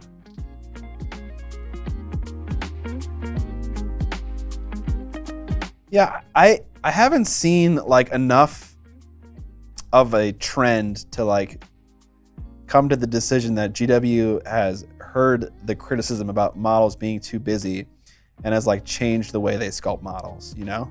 I feel like some models work, some are just way too busy. It's so hit or miss when they release new stuff. I think the busyness of the models has contributed to the size creep and the price creep, says Coronary Jump. Yeah, you could be right about that. Bigger models, more spread out, more room for details, a lot more materials, cost more. That's a valid thought. Okay, let's take some of this. Oh, that is very dilute. Holy shit. Or very not opaque. We're not gonna use that color. That color is trash.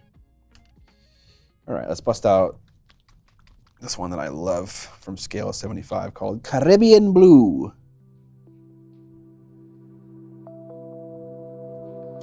This is also the original color that I used on the old Dark Eldar models that I have painted. Okay. Let's just see what this color looks like straight up on top of that Vallejo game color, Caribbean turquoise. Hey, Caribbean blue, Caribbean turquoise, it's ordained.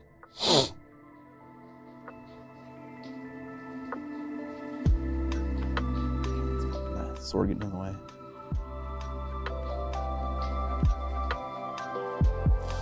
It's a pretty similar color to the contrast paint on like the upper surface.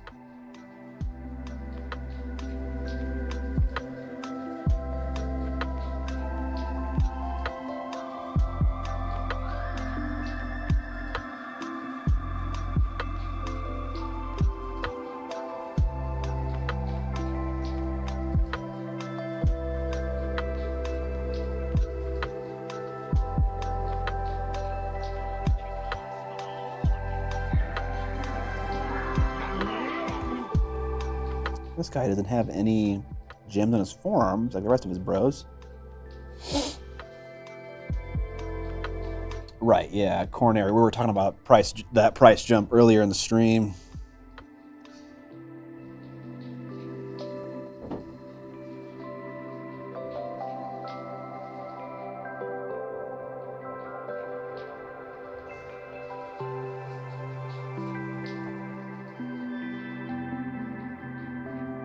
Okay, so now we've kind of highlighted that gem up there to kind of look like it looks like after contrast paint. Thank you. Heading out. Need help open the door? Okay. The Idiot Painter, thank you for the sub, appreciate it. Nerd Gang.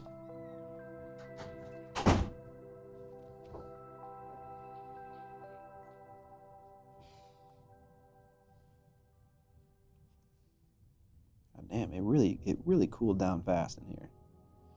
AC very effective.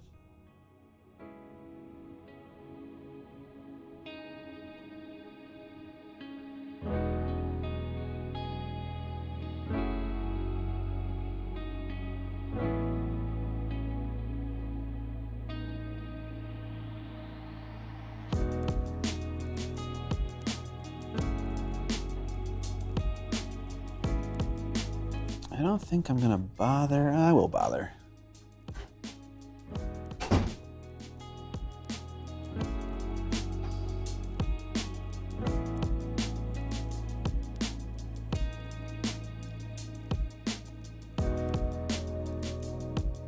Worth it? I don't think that's worth it. I'm not gonna paint the eyes with this stuff just because it's the eyes are so small that it doesn't matter, and I will instead just highlight the eyes with the very last teal step that we have instead of wasting my time painting the eyes blue when you won't even see that layer. Woo! Yeah, ooh. Broken AC in Texas does not sound like a fun time, Logic Boy.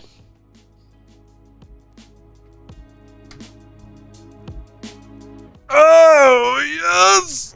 Fuck! Oh, Lord, blessings. Okay, just kind of stood up, started to see stars. Then it was time for a stretch.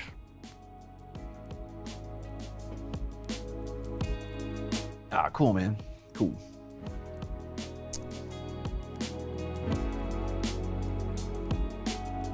Introducing the Pixel 8a.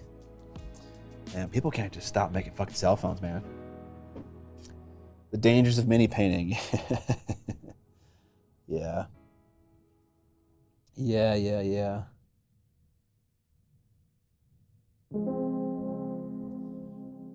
Indeed.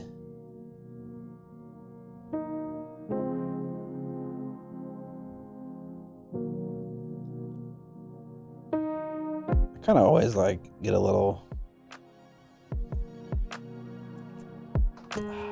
dizzy when I stand up.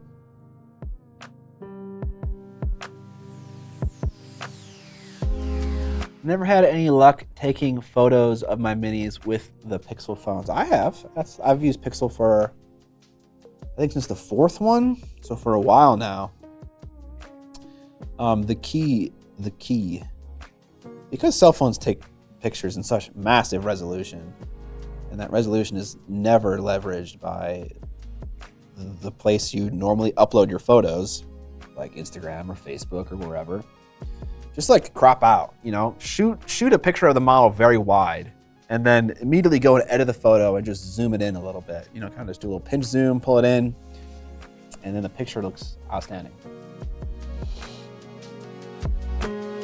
All right, see ya, Woo Killa Bee.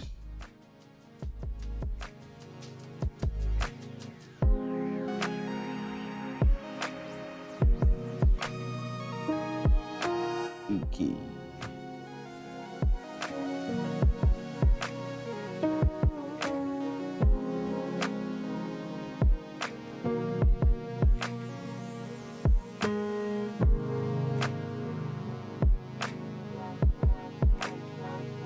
I don't really want to paint these things like gems. You know? You know what I'm saying?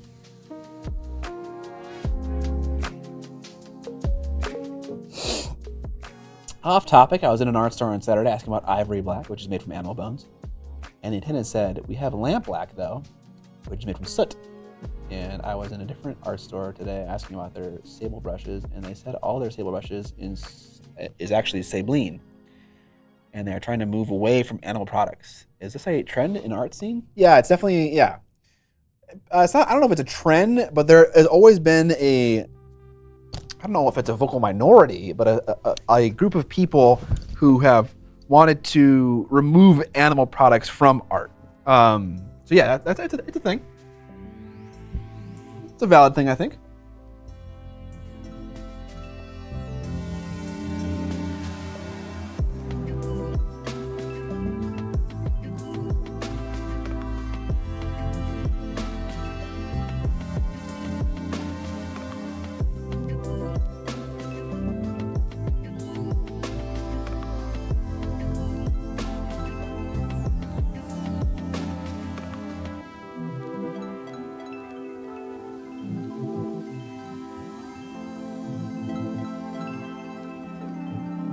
Tubikins, I feel like the issue with Sable hair and stuff, it's not a shortage necessarily. Obviously, there are issues with Russia right now with their conflict with Ukraine and trading and stuff like that.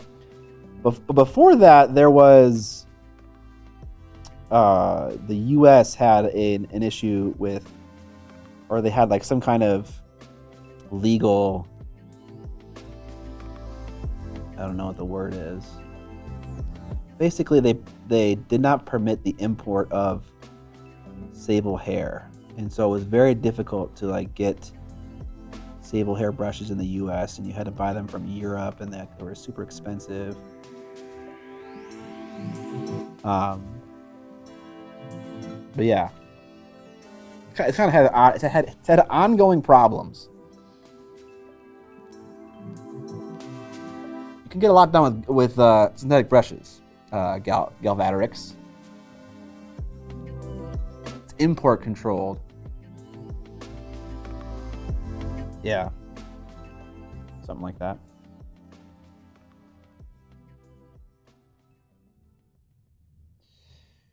Oh, I can't really see. Oh, you know what? I just totally missed on painting his little chest thing. Oops.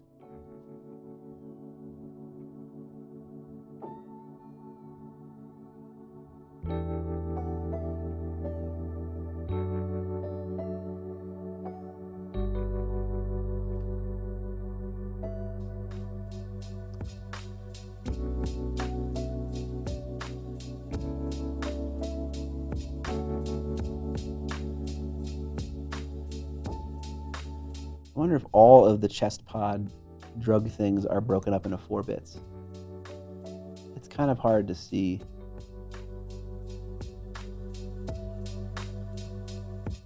Some of the other ones after the black base coat of paint. What a fool! Okay, nice. Sir Blame, I agree with you. Some of them are really good. Some of them are really fucking bad, though. Not to throw Game Envy under the bus, but I was using some of their brushes, and they were awful. They were awful. They were losing bristles. I had never used them before. They are floppy as fuck. Like, they don't hold a nice shape. They don't snap back to their shape ever. A lot of them had bizarre kinks in them right out of the packaging, and like it was awful. It was very bad. It doesn't mean that the whole range of the paints is bad though from Game Envy, but the ones that I had were not enjoyable. Some are great, some are bad though. The world of synthetic is not without blame.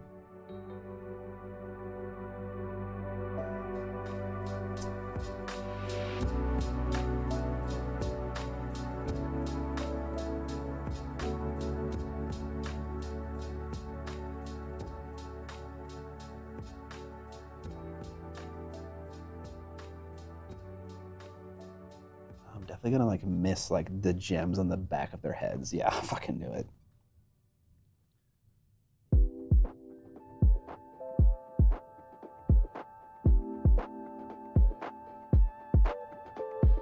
Why not, GW? Instead of just having a nice smooth back of the head that I can just airbrush and forget about, why not put 3 fucking teardrop gems on the back of their heads? Why not, dude? I agree, coronary. That's how I also rock it typically. Sometimes you need the synthetic brush, sometimes you need the Sable. It just depends on what you're doing.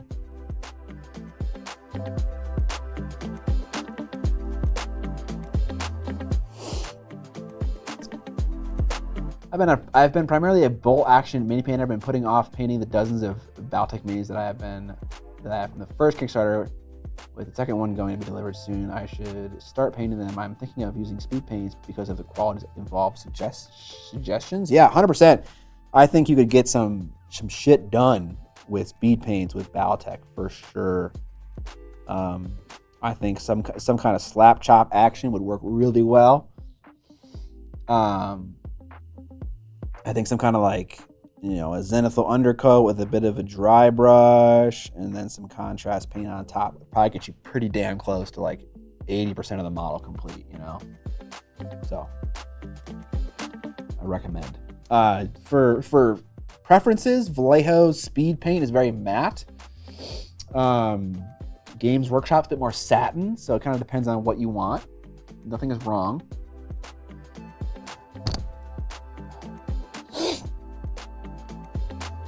Okay.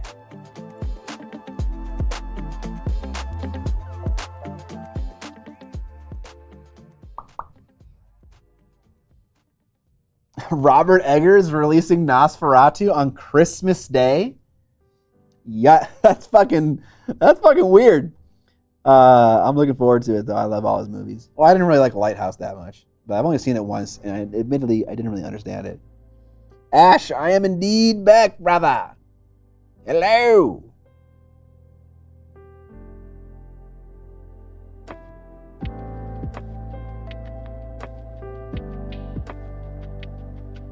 Oh, man. I have so much regret that I painted these black. Why? Why do I wound myself so?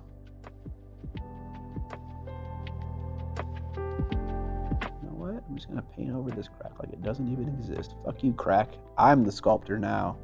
You don't exist.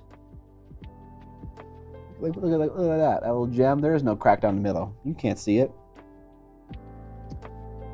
The Witch is super overrated. I don't think that's true. I mean, it depends on how positively you perceived the movie to be reviewed and then your experience with it, It's impossible for me to say that it wasn't entirely overrated for you, I saw the movie for the first time in theaters, not knowing a ton about it. I kind of walked into it blind, and so that's going to be a very different experience than if it got super hyped up for you and then you went in and it wasn't that amazing.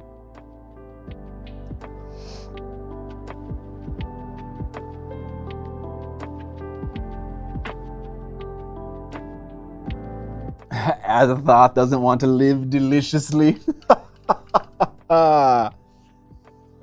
Would thou like to live deliciously, brother? No, Satan is definitely not saying that. Defoe ruled in it? Okay, I gotta watch it again, honestly.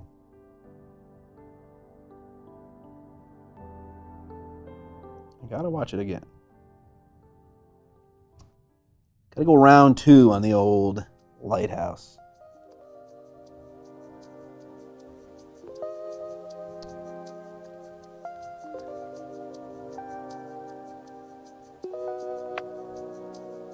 My phone background for forever has been Black Phillip. Okay, we did it. Painted both sides of that gem. What's my go-to synthetic brush? I don't really have one, but I do buy Taklon from like Hobby Lobby or like Michaels or whatever. In like packs of 5 with this size of brush. They have a great handle all the time. So yeah. Like, look at that little banger. I don't care that it's hooked. I can get some damage done with that brush, dude. That little tip, dude. Again, the hook doesn't matter. That's a nice brush. Yeah, the Taklon brushes are where it's at. I like slow burn, but a good slow burn needs you to care about the characters and the stakes. The Witch didn't make me care about any of the characters or the stakes. Just the mumbled dialogue and the sound design were just straight up bad. Are the Armor Painter speed paints good? They have a set marketed for BattleTech minis. Yeah, they're good too. There was a lot of shit that went down for them with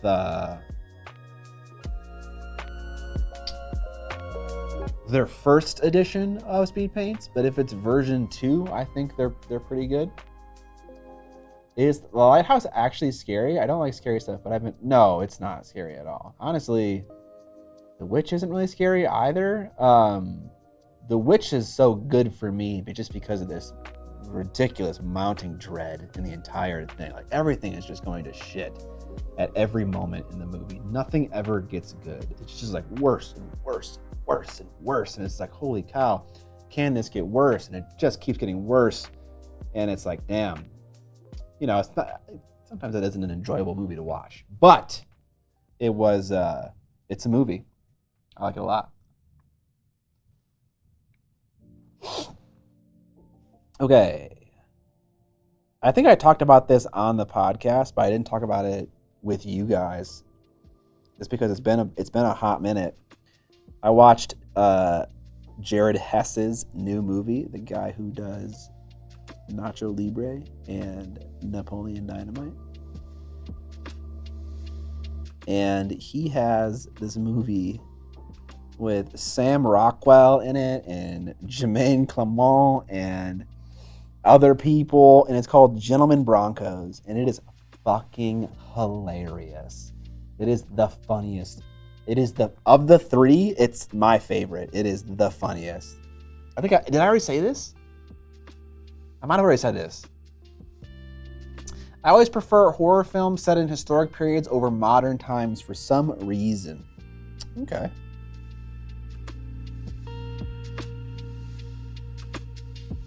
I don't know if I have a preference. I don't think I do.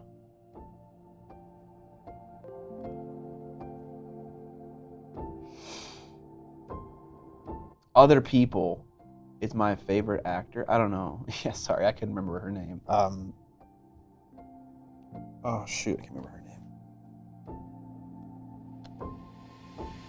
But she is amazing in it.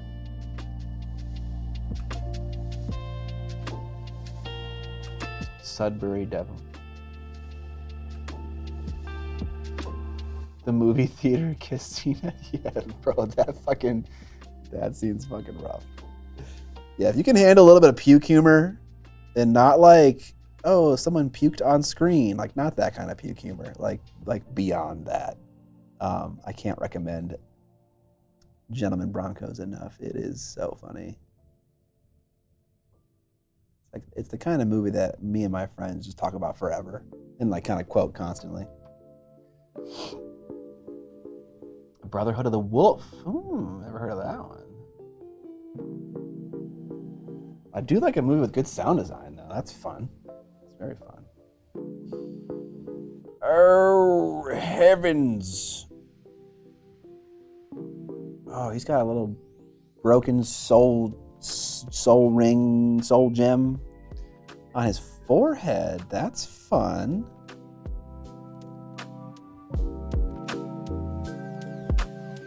Oh man, this is just the wrong way to paint this thing.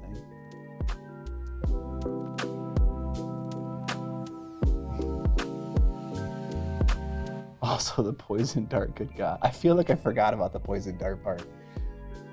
the snake part. That part is fucked. Do I still play A Song of Ice and Fire? I haven't played a game in a while, but I would still consider myself to be playing it because I still like the game. Yeah, I haven't played it in a while. Playing a lot of other games, you know. I'm in a Necromunda league right now, and so I'm playing Necromunda. I got a what else? A little bit of Star Wars RPG. What else? Other things. Yeah. You know, I like to move around. I like to try out other games. But I still do like A Song of Ice and Fire.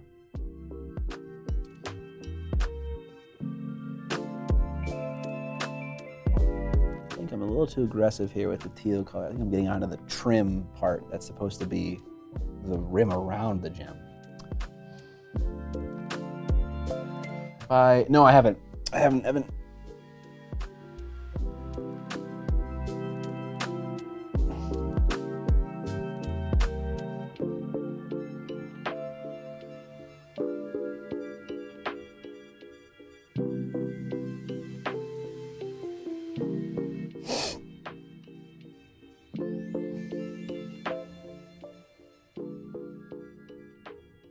I'm excited to though, because there's definitely some new Greyjoy tech that I want to try out. So I'm excited for that.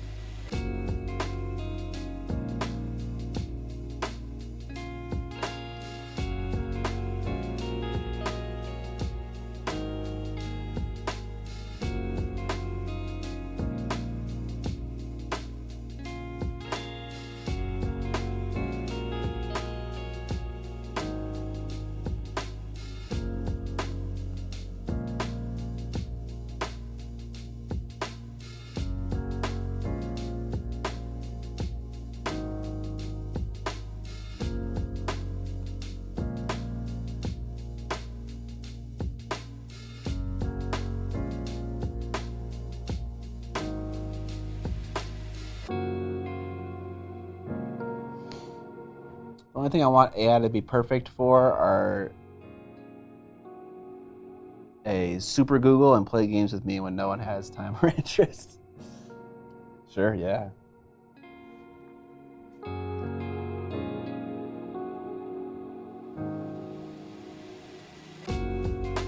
Yeah, I would love to ignore AI entirely, but it seems like that's impossible.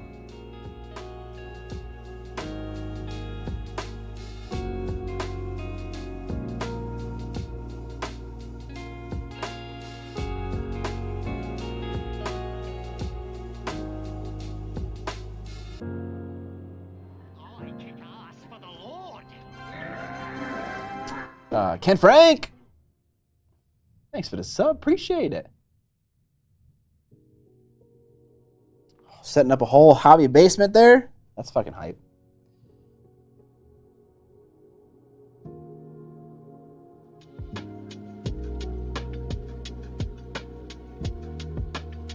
It's always fucking hype.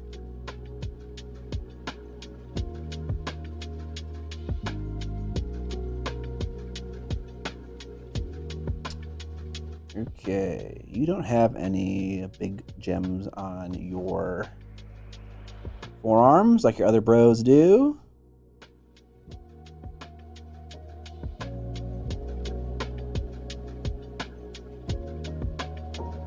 Forgot to paint these gem things on the back of this guy's head in that dark turquoise, but you know what? I don't think it matters.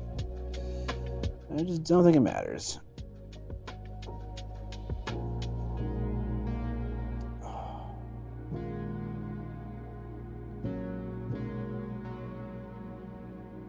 43 months. That's a lot, Ken Frank. That's a lot.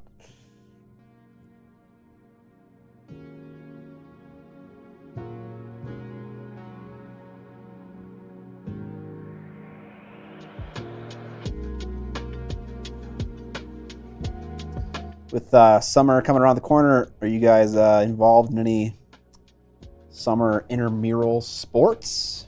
My summer volleyball league just kicked off this week. How many Incubi in my army? I don't fucking know. I don't have an army list. Just painting things that I think are cool. Maybe 10? Maybe 10? 10 seems like a good number. Stick 10 in a raider. Fucking dive bomb it down mid. Just kill everybody.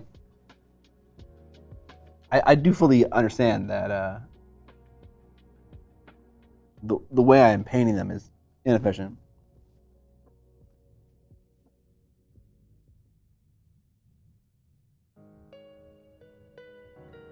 Some of it is because I had fucked up and just did the wrong steps.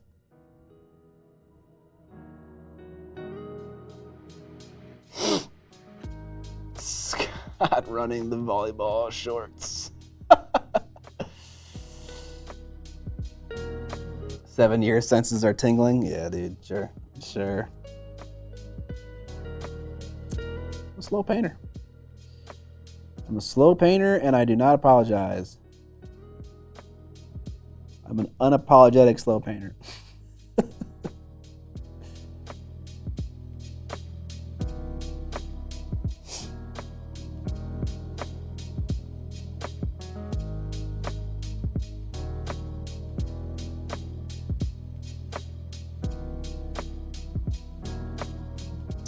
Gardening and yard work season, baby. Yeah, I gotta get my tomato game going. Guild Ball is a sport, Ashley. That does count. Yes, absolutely. I do tech support, play video games, and paint minis. Is sports that thing you're supposed to go outside for? No, you could. Esports counts. I'm an esports gamer. Wife's pregnant, and I've got a laundry list of projects. The salmon/deep sea fishing in Alaska counts as sport? Yeah, for sure. You trying out those mind work paints? I actually have some at home. I forgot to bring them to the office today. That should have been what we showed on mail time. I forgot. My firstborn chapter master is still unfinished since COVID, so I cannot give too much guff. I'm a mid to slow speed painter. Putting a time limit just stresses me out. Whenever volleyball gets brought up, I see a clip of Scott slapping his thighs. Oh yeah, dude.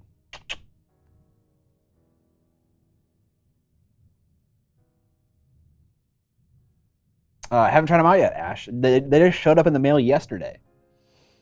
I'm working on my first cosplay for a con I'm going to in fall doing Ox. Oh, yes. Send me a pic of that, dude.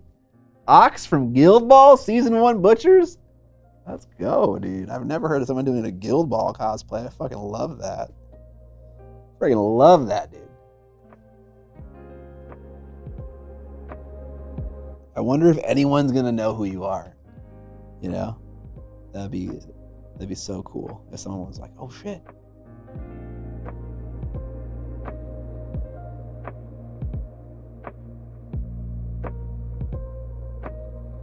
Oh man, god damn it.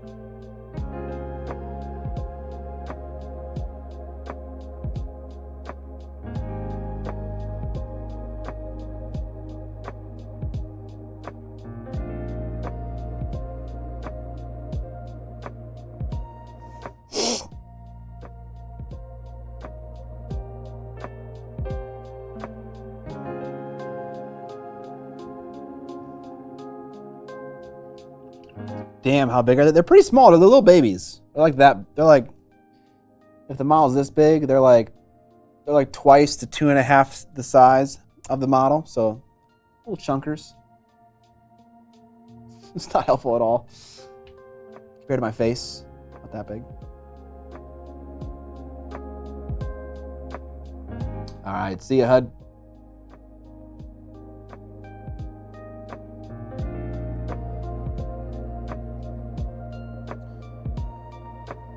Ooh, okay.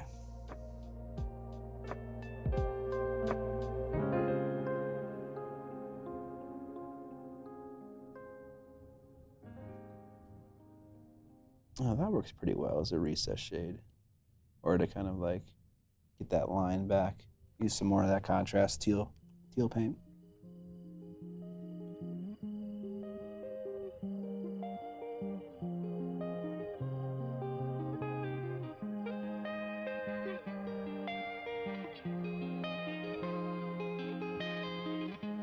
Tubes, common drugs.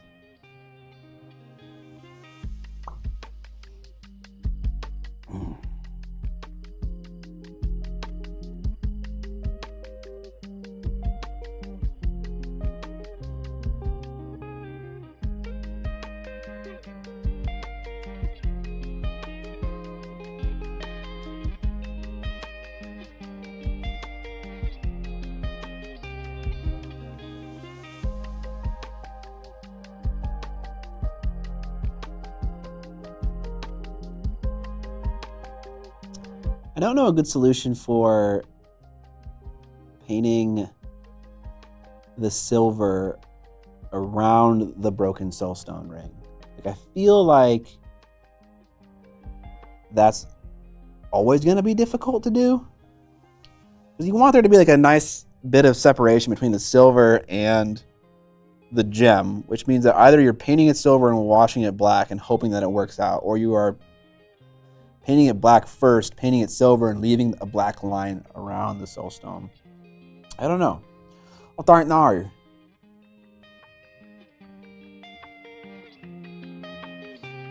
Wedge Gondola. I got some hobby paralysis right now. Can't bring myself to build any models, let alone paint. Chill to watch someone else paint, though. Wedge Gondola, don't stress it, brother. Or sister. It is not... This is not school. No one's grading you on a report card based on your productivity. If you're not feeling it, you're not feeling it, you know? At least that's how I hope it can be. Otherwise, then I'm screwed. Because sometimes I also am not feeling it. You know, I'm more into video games than I am painting minis. And you're not, evil for feeling that way. I'm grading you. Fuck. Since GW stomped my Stormcast army into the ground, my depression hit me so hard I can hardly paint anything. That fucking blows. Sorry to hear that. We're on some mouselings right now. Mouselings from what? Hobbies are supposed to be fun. If you need a way to do it. Yeah, 100%. 100%. There's definitely like, I don't know. You're in a certain place when like you want to be productive, but you struggle to be productive. But that's a different place than like seeing other people be productive and feeling like you should also be productive. Like, I don't think that's the same kind of thing. If that makes any sense. You know? I don't know about the teal. Reaper minis. I use them as cute Skaven from Mordheim. Nice. Happens to me when the executive function paralysis kicks in. You know, okay, I want to say that I have some kind of thing related to that, but in my brain is just telling me you're just giving yourself an excuse to be lazy, you know? You know? It's like, oh yeah, you have ADHD, you have an excuse to be a lazy piece of shit, you know? That's just what my brain is telling me constantly whenever I think something like that. Dad bod, not nap god. I'm not telling you that you should also feel that way, but I see those thoughts, and when I apply them to myself, that's how I react. Yeah, I definitely follow the ebb and flow of the hobby. I was just following for like 2 years, but this year I've been going nuts with productivity. I just don't have enough time. Nice, that's awesome. It's like guilt versus introspection. The former bad, the latter good. That's what my parents were also like. Wasn't diagnosed until I was an adult.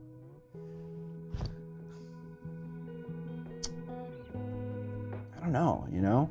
Like, if I could be totally honest with you guys, like, I've been really struggling with productivity lately, and I've been like taking any excuse I can get to like not do what I have to do. Like at work, like if Amber needs help with something, like I'm like, okay, I'll dude, let me show you something. A way that I've been air quotes wasting time is we are shipping product to game stores to sell at the game stores, but also to ship out of. Like we have a German store called PK Pro where we ship stuff out of now for Europeans, so the shipping is cheaper. And that's going pretty well. They put in their first order, and it took us a while to sort out shipping, but once they sorted it out, they put in a second order. So we did two. But one thing that's helpful for game stores is that you have a barcode of some kind on the product, so it makes it easier for them to do stock. And so I bought this sheet of barcodes, and it was very painful to get them all to print inside of the box, the perforation. Like sometimes it worked, sometimes it wouldn't work. And I was like, okay, this is a challenge for me to solve. And so I was like, yeah, I don't want to edit, I'll do this. And so like, I printed out so many test sheets to get it to work. Oh my God, it was so annoying. Eventually I figured it out though. But yeah, I just feel like it sucks so much because you don't want to do the thing that you're dreading doing it. And then you don't do it and you do something else and you feel bad that you didn't fucking do it. And it's just like, man, there's no winning. There's no winning. Executive dysfunction and imposter syndrome is a doozy. Yeah, I mean, the thing is I don't know what I have. I don't know if I have anything. Maybe I'm just a lazy asshole, you know? Maybe that's all it is. Talk to a good psychiatrist. Yeah. It never ends. It doesn't end. It does not end. I am the IT guy in the office, 100%.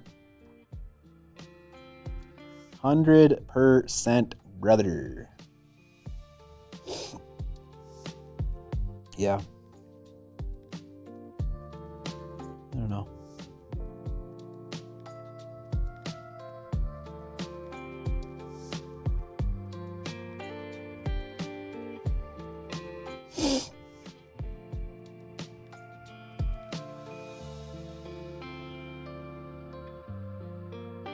My wife is so good at just doing a thing that is straightforward and she knows how to do. Like she's very good at that. And so when you have like a task like figuring out how to make the labels work, you know, that's not something that she excels at. But I do, and so that's why I felt it was okay to take some time to help her out there and get it set up correctly.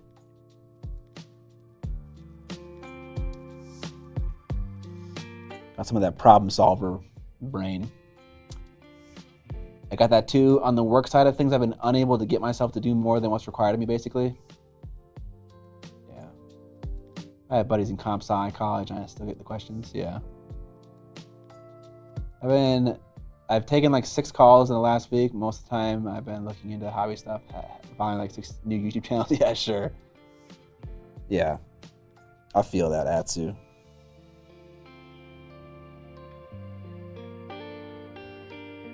I'm going into a meeting that I'm not super interested in. I'll be like researching something on the computer while I'm in the meeting.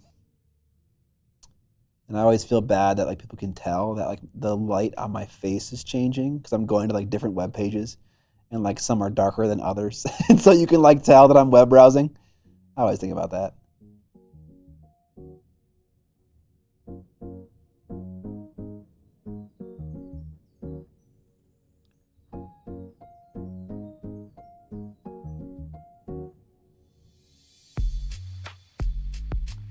Okay, Evan.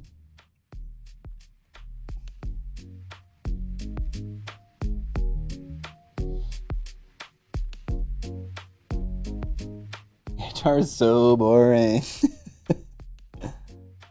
No HR to deal with in my workplace.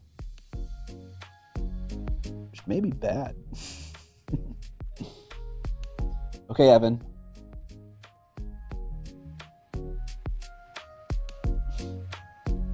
Ferda dude. I fucking love that name. Thank you. No humans, no problem. What's up, brother? Nothing much. Just painting these minis, fucking hanging out. It's a good time. It's a good time.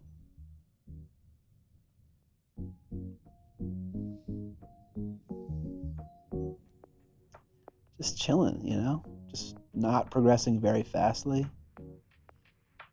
Not staying on top of my social media game. Playing too many video games. You know, just, you know, the life. Just being a bad content creator in general.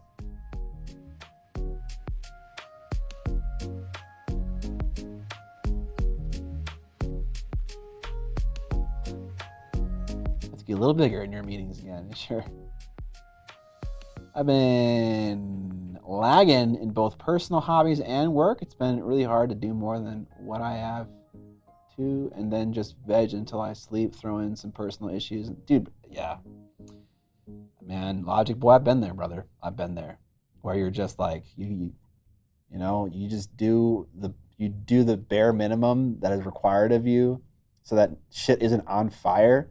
You go home and you just veg until you have to sleep, and then you dread sleeping because sleeping means that you have to start again. Because for me, I don't wake up when I sleep. It's like pretty much I go to bed, I wake up and it's 6 a.m. or whatever, and it's just like, so sleep means work, and I hate sleeping for that exact reason. And so it's just like, I don't want to sleep at all. I stay up until 3 a.m, and then I can't fall asleep fast. Or sorry, then I can't, you know, I can't like wake up early like I should, and then I go in late and I feel bad about that. And, you know, I feel you, brother. I feel you. Definitely been in a situation like that before. Luckily, I'm not like that right now, but doesn't mean that I don't know how you feel, you know?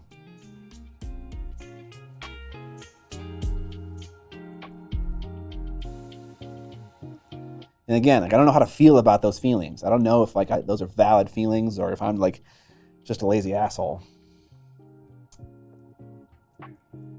I bought a bunch of Vanguard boxes on Facebook Marketplace for cheap, and now I need help deciding where to start.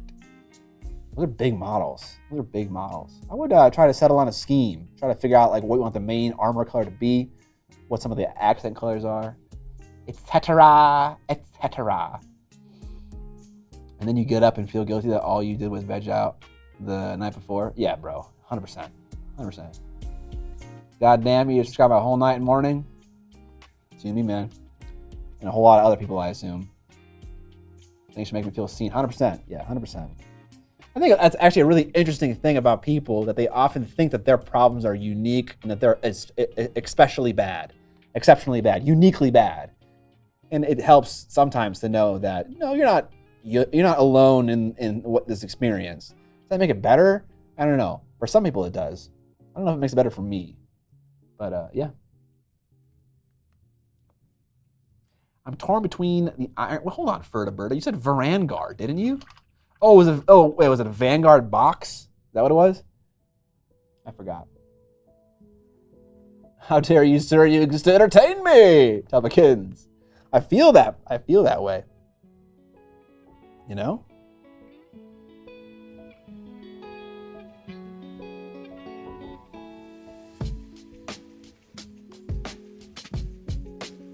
But I also feel, I feel like a certain bit of responsibility for my family and taking care of them.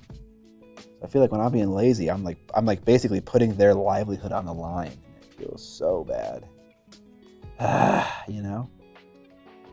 This is when the boomer comes in and he's like, "Fucking shut up and work, you lazy asshole."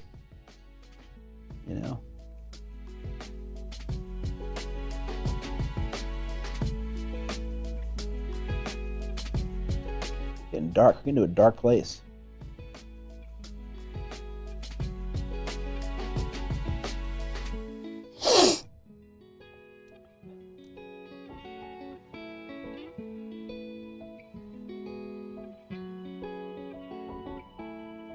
It's for the win. Oh yeah, the Spearhead. Yeah, dude. Spearhead sounds so hype for Age of Sigmar. I'm so down for that.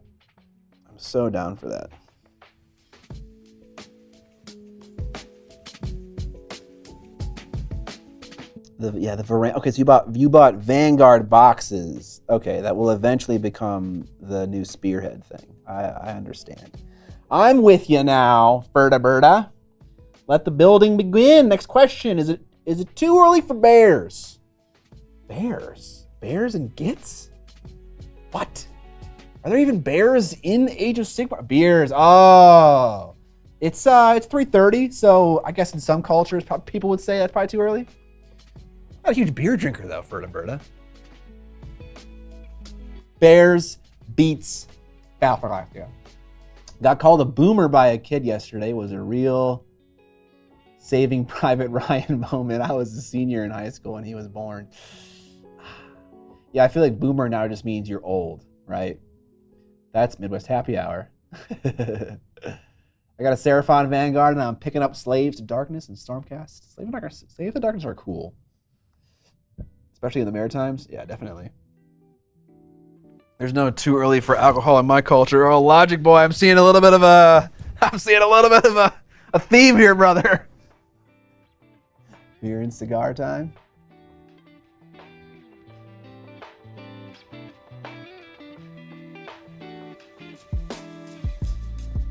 Still feel you, man. I just have different vices. The new Stormcast Eternal convinced me to make a Ruination Chamber. That's cool. I'm Canadian, so you're 5 o'clock to my noon. So I guess I answered my own question. Hold on, what? Is that real? There's a 5-hour time difference from the East Coast to the West Coast? Is that true? 2 hours behind, 1 hour ahead? No, it'd be 3 hours. Ash, normally no. I'm not right now, but yeah.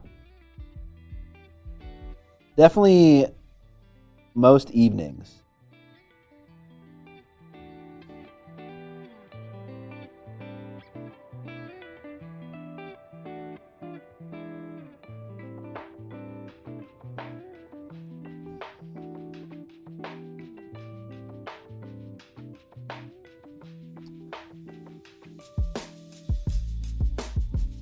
My main hobby is indoor grow. Okay. I'm just Mexican. My family drinks even when it's a kid's birthday party at midday. Nice. Okay, I understand.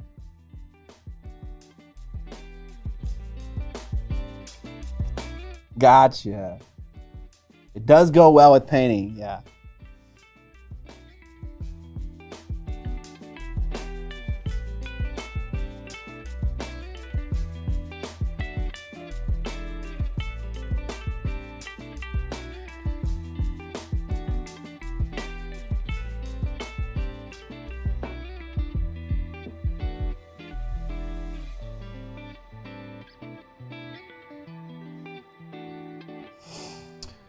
Okay, we got all the teal highlighted. Now we're just gonna paint the eyeballs and then some of the tubes on their shoulder with a slightly brighter color here, this verdigris.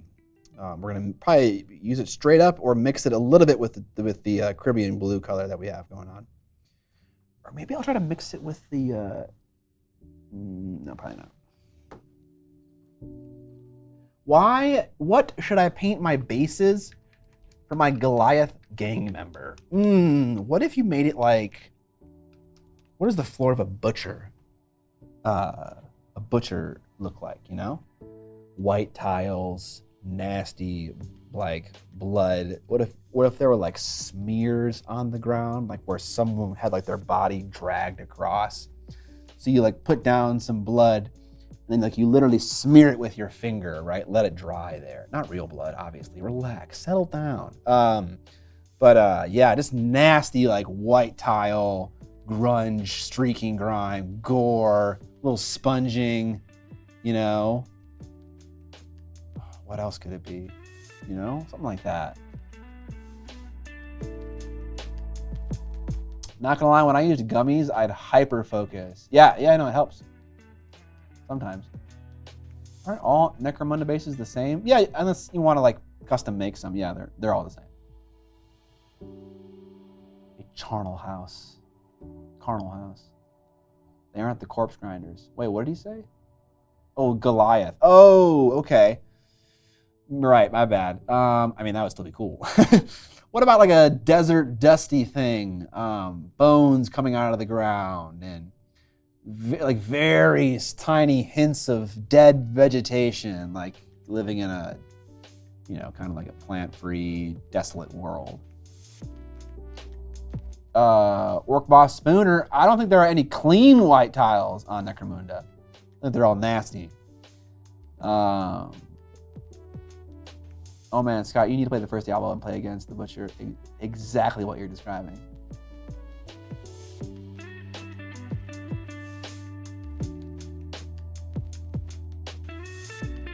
One of the best video game experiences when I was 14. Man, when I was 14, the best video game experience that I had was fucking World of Warcraft Arena. I love that shit. I've told this story like a million times before, but like when I was little, my brother-in-law bought me Diablo. And my mom found out and she was like not okay with it.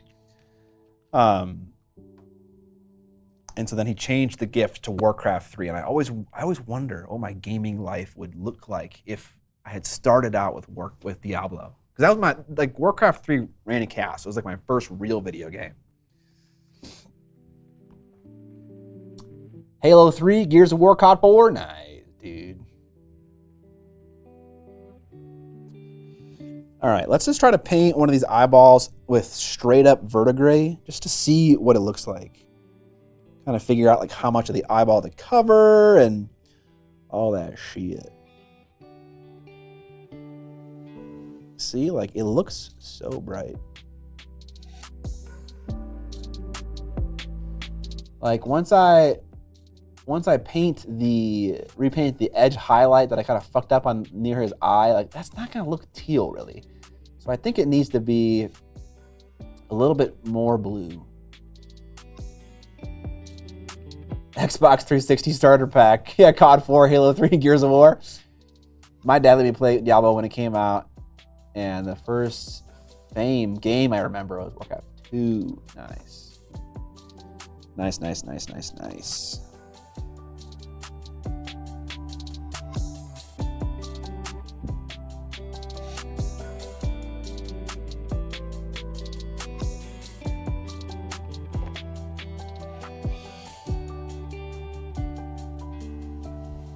Oh.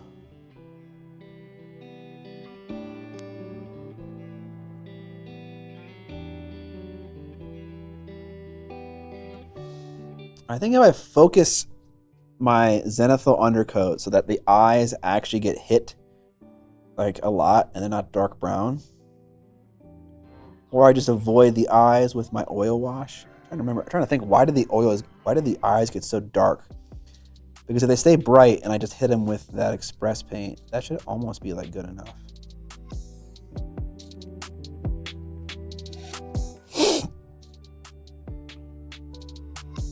Okay, now let's kind of make this look a little kind of like bubbly.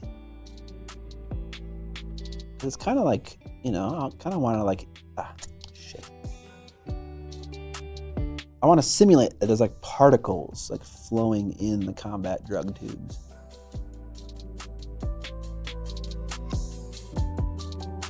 It's just kind of like nasty. Little bits.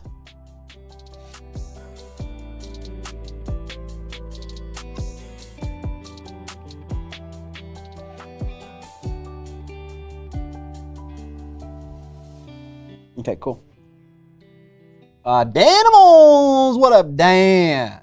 It is not Necromunda, sir. You are right. I had to buy Warcraft 3 and Diablo on my own. Mom thought Arthas and the Orc looked too scary and evil. My first gaming was in the SNES era. If we're talking PC, my first ever game was MechWarrior 3. Totally shaped my nerddom on them. Hell yeah, dude. Avoiding eyes with an oil wash sounds like a good safety tip. Yeah, definitely. Tandy TRS 80. I never heard of that.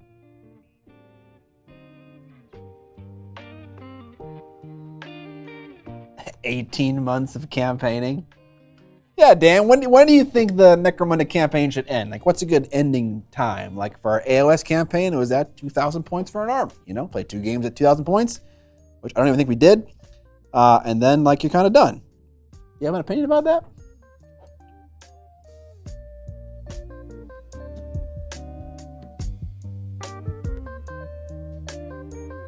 I'm not saying I want it to end soon, but it'd be nice to think about an end date.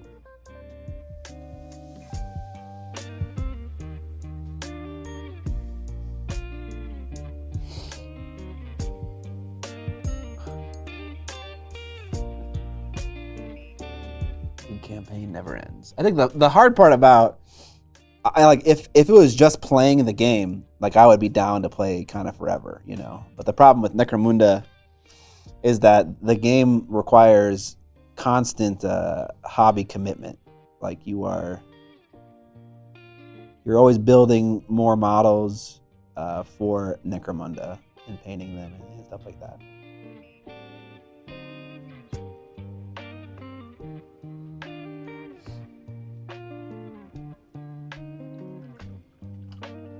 GW raising the prices in my country 8 to 14%. Fuck, man. Fuck. At some point, people gotta start bailing, right? Like to the point where they realize they're fucking up. Are they searching for that price? Is that what's happening?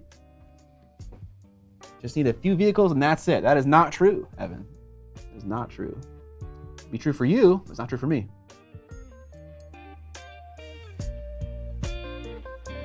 They're actively trying to find that point? Okay.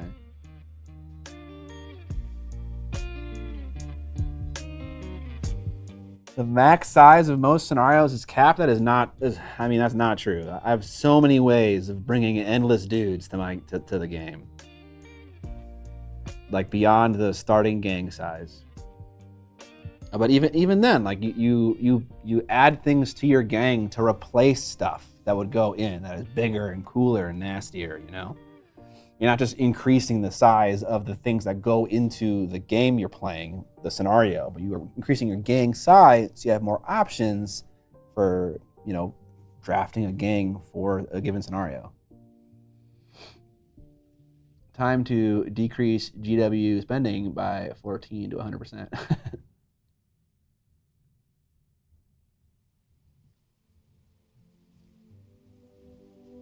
I think all corpos are trying to find the breaking points. Yeah, dude, food is...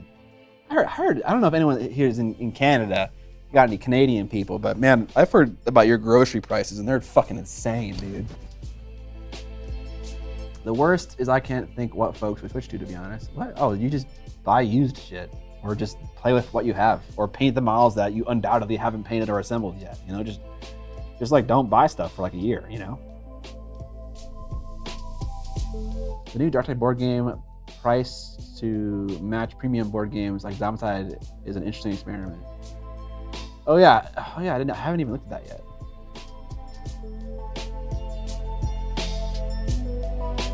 I don't see it that way. I have my models and I use the closest one. That's fine. But like at some point you're gonna have a new thing you need to do.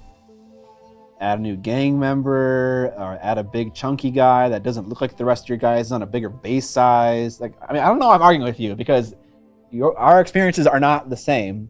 And it doesn't mean that what I've experienced isn't happening. Like I have to paint my little Penton engine thing still. And I have to now add vehicles. And I don't really have any like big car vehicles that take up a lot of like space in my list for credits. And so I'm gonna, maybe have to paint multiple Ridgewalkers instead of just one. But even so, just like even that alone was a lot. I kind of busted a lot of my hobby energy getting the first wave of my gang done, and I'm just running a little bit low to paint the rest of my stuff that is getting added to my gang. Have I played with my trash menu? Yeah, absolutely. I think we're on the 6th scenario of our campaign, so I've played 5 games so far, 5 or 6 games.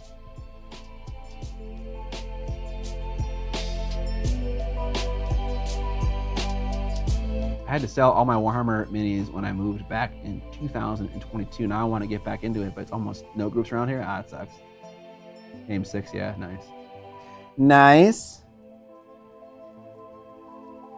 Okay.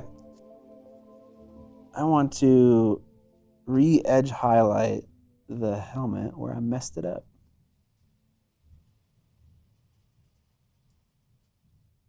Well, I'm not sure I used pure white.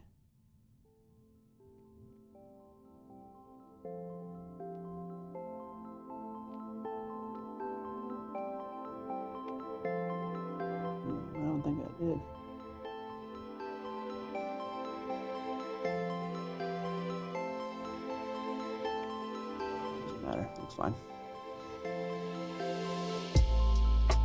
There's an unconscious trash man on my leader's base. It's great. Yeah. It is great. Trash man.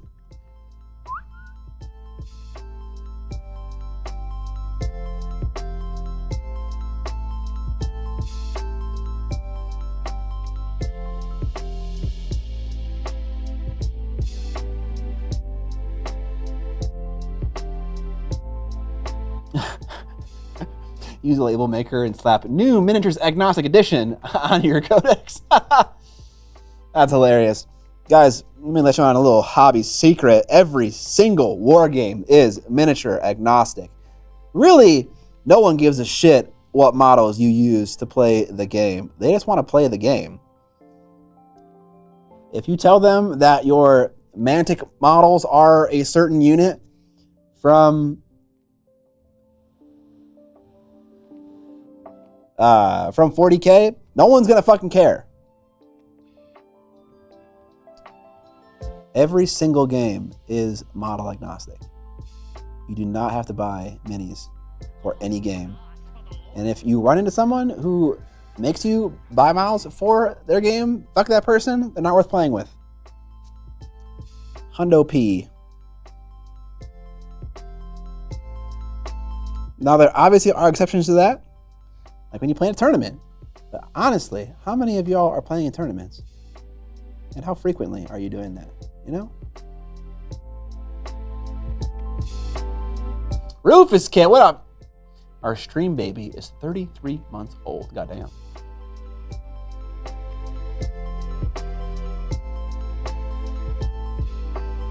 If you could make miniatures, if you could make a miniatures game out of any video game franchise, what would you choose?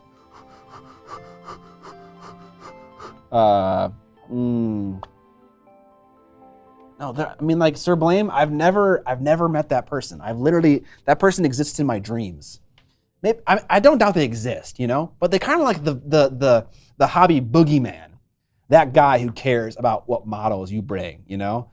I know that guy exists, 100% he exists, but I feel like it's like the 0.0001% of people. I've never met that person, and I hope I never have to, honestly.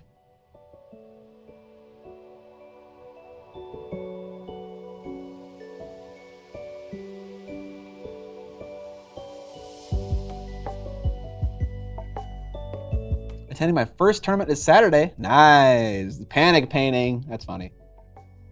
Officially, my first ever gang member finished. His name is Grizz Scrapper Boulder. I love that. That's an awesome name, dude. Boogeyman. There you go, Sir Blame. There you go.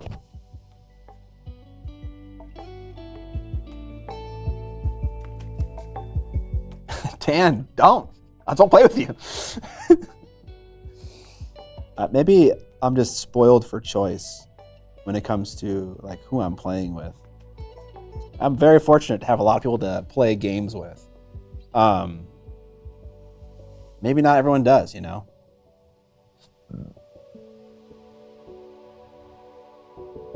I don't care what minis you bring to play with. What I care is that at least a minimum effort is put into painting them to not ruin the immersion. Okay, that's fair. Scott flexing on us. I'm just curious, and it's totally okay if you are this kind of person. Is there someone in my chat right now who, like, will not play with someone who is proxying models? Either from the same system, from a different system, as long as the models are adequately similar enough to the thing being proxied, is that okay? Or is there anyone out there who is like no to proxying just flat out? We're not gonna witch hunt you if you say you are. It's not a problem. You are allowed to be that way. It's not an issue.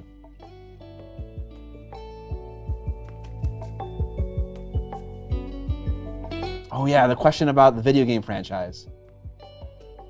Proxying a whole 2K, 40K army? Maybe not.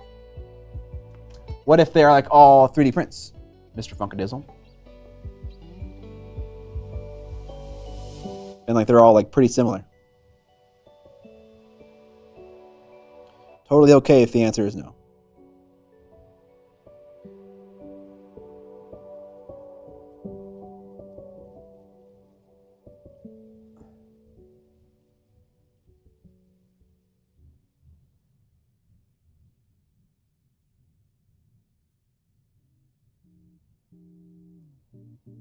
Combat drugs.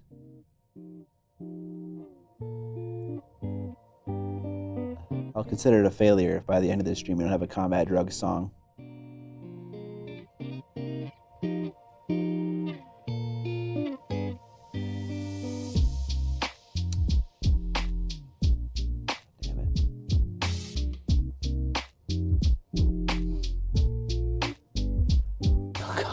The all caps lock. I play games with people using paper cutouts. Yeah, Guild Ball actually has paper cutouts for their game, or they at least used to, so that you can just print the cutouts and turn them into a standee and play their game just like right away. You don't even need to pay for literally anything. The rules are free and those cutouts are free and everything's free. Very interesting. Oops, all caps.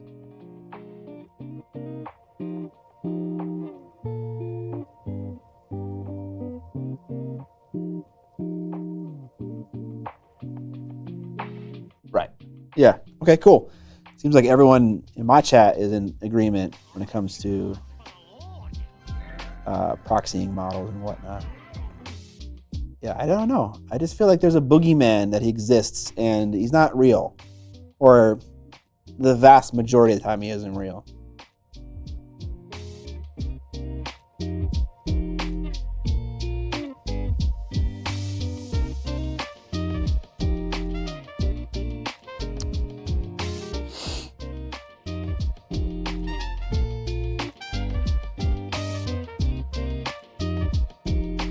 That guy in a hobby shop is real. I'm sure he is. I'm sure he is. But I've never met him.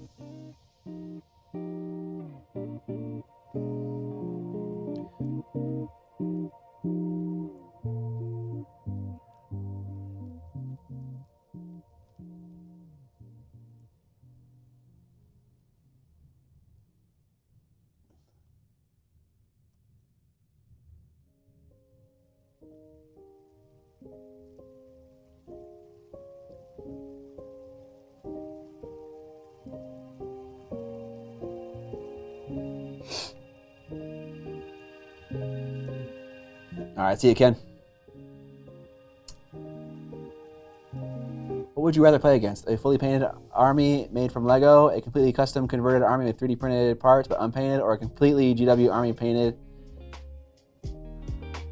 but horrible, like the worst paint job you ever have seen, like 3mm thick paint. Girl painting, honestly, I don't really care.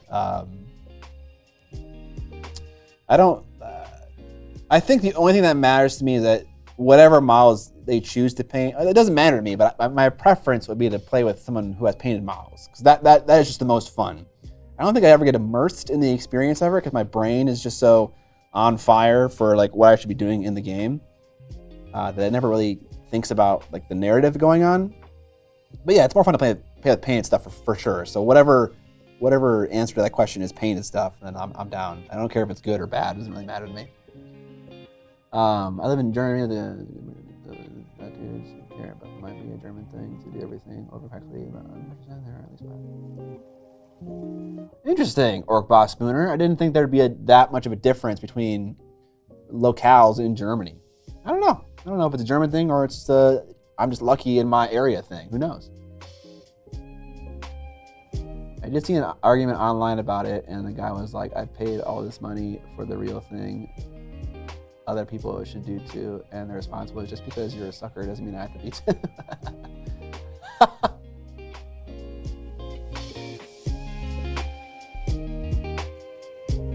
Logic Boy, that is so normal. That just showing up to a hobby store just to watch someone play is so fucking normal. And if there's one thing that nerds love, it is explaining the thing they love to you.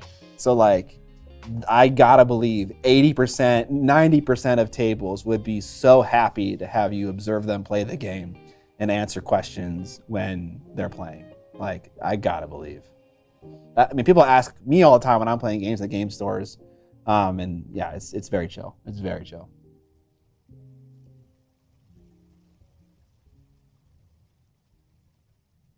All of my friends play conceptually. What up, Brutal Burrito? What's going on?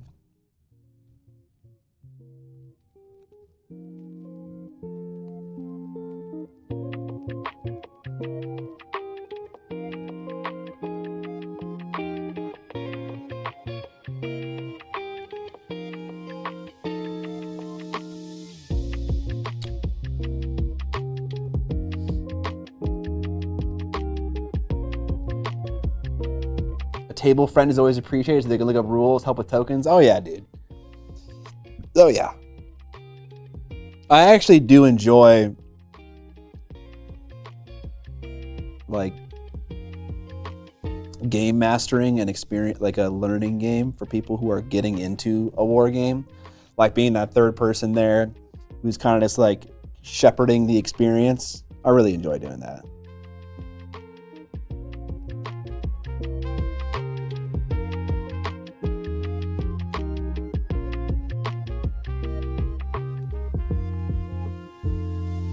Yeah. What's the point of writing up lore for my custom Space Boy chapter if I can't dump it on somebody? 100%, dude.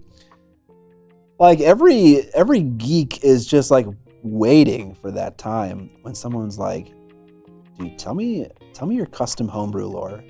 In that moment, you just cream your shorts, you know? That's why I got married. I got married so I could just force someone to listen to me talk about that bullshit. That's not true, but it's kind of true. Sometimes I'll talk to Amber and I'll be like, Amber, I'm gonna tell you about something. You're not gonna care about it, but it's important to me. I want you to listen.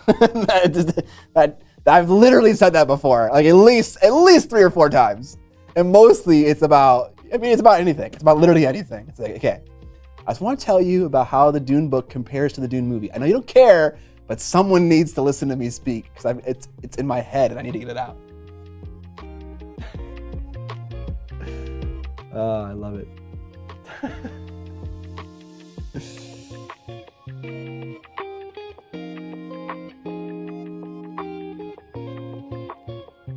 I'm glad people in the chat can kind of relate to that.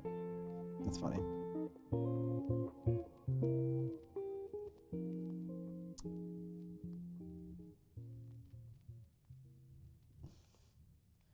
We'll definitely save on some time painting these guys with just the right order of operations. Doing the eyes first before the edge highlight, keeping the soul gems, whatever they're called, white and not black, and using contrast paint. Like all of that is just gonna save on so much time. Nice bright teal eyes. I love that. Look at these guys. Look at these fucking guys. These guys are mean, bro. I was doubting the teal, but the teal is coming strong. And it's only gonna get stronger when I paint the blades. All right.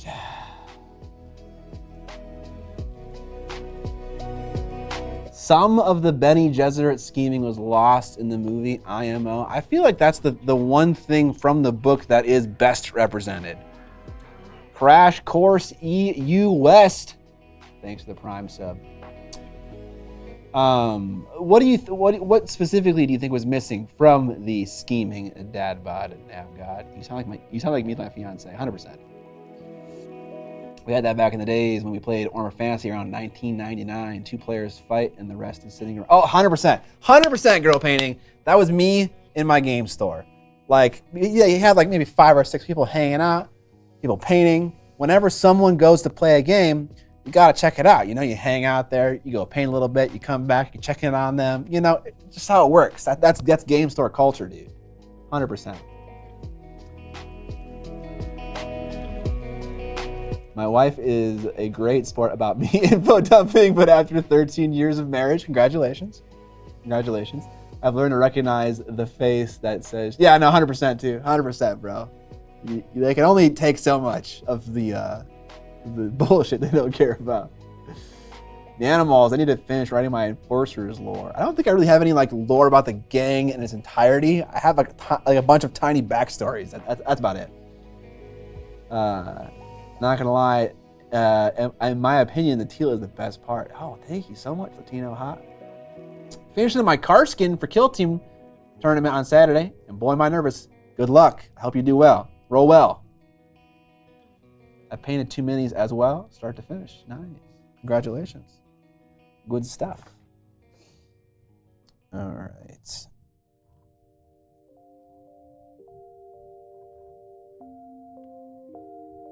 I'm looking forward to going home. I'm gonna make some tofu. I'm gonna play some fucking Dune Spice Wars, dude. It's gonna be great. And then I'm gonna have to go to bed at 10, and I'm sad about that.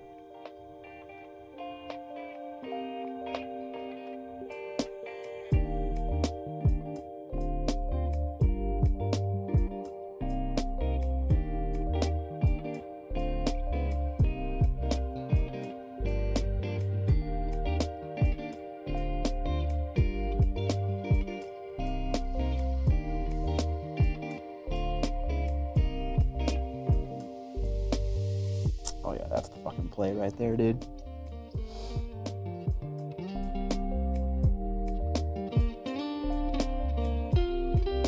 Not gonna lie, I'm not a fan of the dark eldar or the color teal, but this scheme is working. Hell yeah, bro. Glad to hear it. Glad to hear it.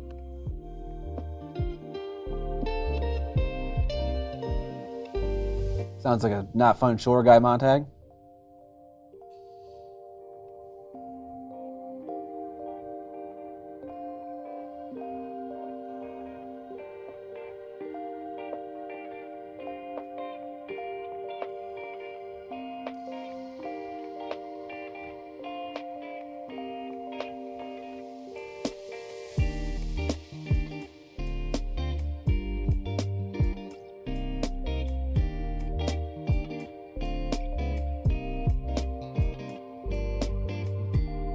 Those look good when you highlight them. Oh no. I don't want to hide all the fucking gems. No, I won't. This just in, things look better when you paint them and highlight them. Shocking.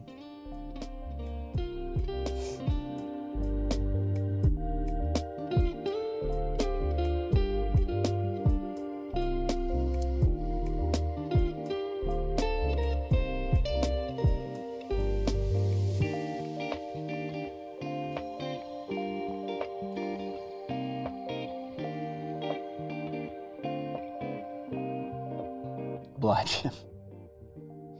I have an Imperial Knight assembled and unpainted before me, and he is screaming at me, paint me. Oblige him.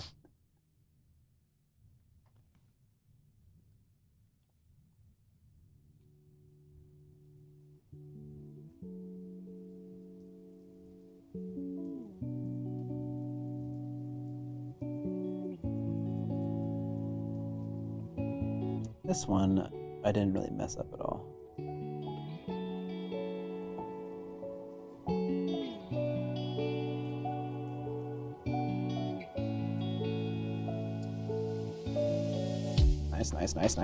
Nice. Wait, this side is the done side. Yes. The brain painting calculations are not done yet. Yeah, I need a few more showers, a few more, I'm trying to sleep and can't sleep, but I'm thinking about a paint scheme. You need a couple more of those nights. And then your brain will ding like an oven, and then out will come a beautiful paint scheme. That's how it works. Can't avoid the process.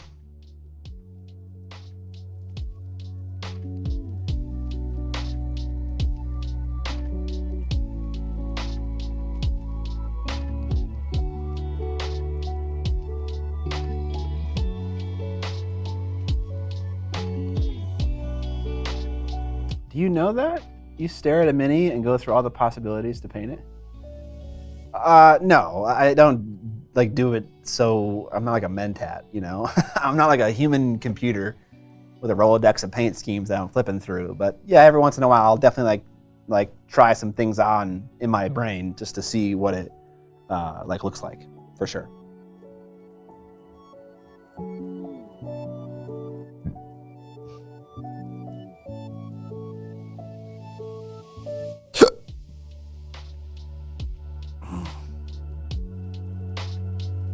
My brain is an easy bake. Logic Boy, I don't do that. People do that. Do that as well, though. Just wing it. Winging it works too. I think the more comfortable you get with mini painting, the more you can wing it. Definitely a skill, though, you know? Kind of like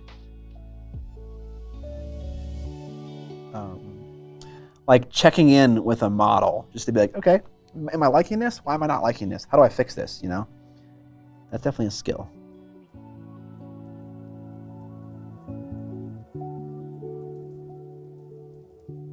Oh man, painting dark eldar eyes is very satisfying. Very satisfying.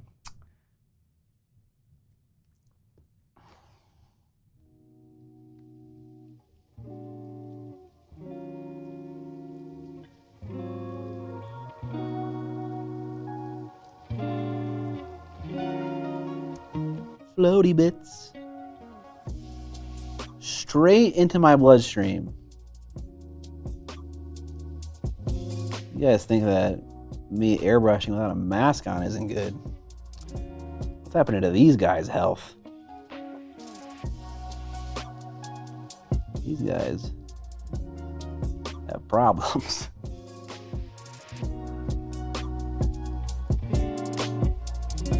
Mr. Funkadizzle, I'm right there with you. Yeah, sometimes you just gotta...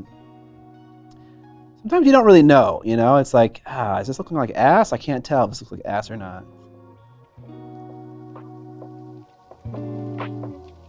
And it's helpful when you can see the whole model done in front of you. What up, Ed?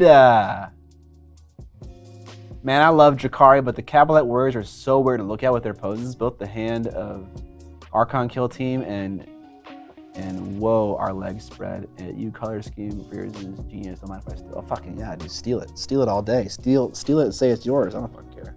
I'm not doing anything special.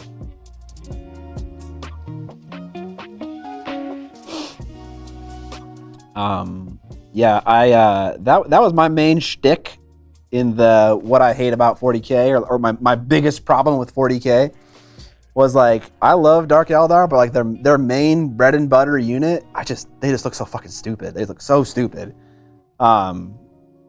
With their wide-legged stance. And they all have that same stance. It's crazy. And so in that video, I converted one of the guys who's hanging off of the venom into a normal guy, and that worked really well. One of like I had to fuck with his ankle and his foot. And I also took one of the Corsairs from the Kill Team set, and that also worked really well to make really interesting Cabalite warriors. Reiner, buddy, what up, Reiner? Thank you for the raid, sir. Appreciate it. How's it going?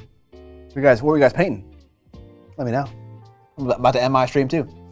We all know you want to pick up some of those War for Arrakis minis from CMON to paint them. Don't deny it. Grits Christofferson, we actually have that box sitting right over there.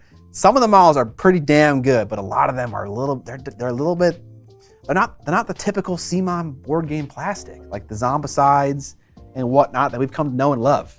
They're a little bit board gamey, you know? A little bit small, a little bit lacking detail, but some of them are fucking bangers. Some of them are bangers. What up, Reiner? Is there a reason to use a dry palette with minis? Judgment terrain. Okay, played some Judgment. Is there a reason to use a dry palette? Oil painting? Maybe. Something that doesn't like to get water in it. Maybe like a wash, perhaps. Yeah, I got you. It wasn't a very cost-effective way to. It wasn't a very cost-effective way to convert fucking Dark Eldar. Just buy the Corsair kill team, and then also do all this very complicated sculpting. Probably a dumb question. I'm brand new to painting. Oh, it's not a dumb question. There's no dumb questions here. Ask all the questions you want. Although we are ending soon, so you might not have enough time. Grizz. That's a fun name. Shit. Thank you, Alaskan Gangster. I like that name too. I always appreciate a good name on social media.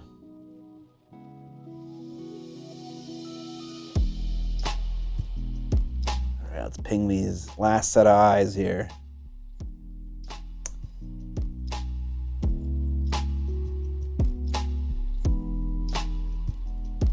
Ping.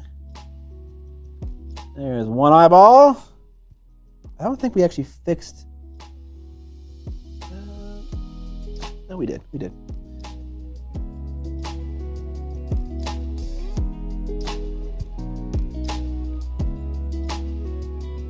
I feel like I should do this step before I do the black contrast, just because I'm putting my hands all over their horns to make sure I nail the eyeball.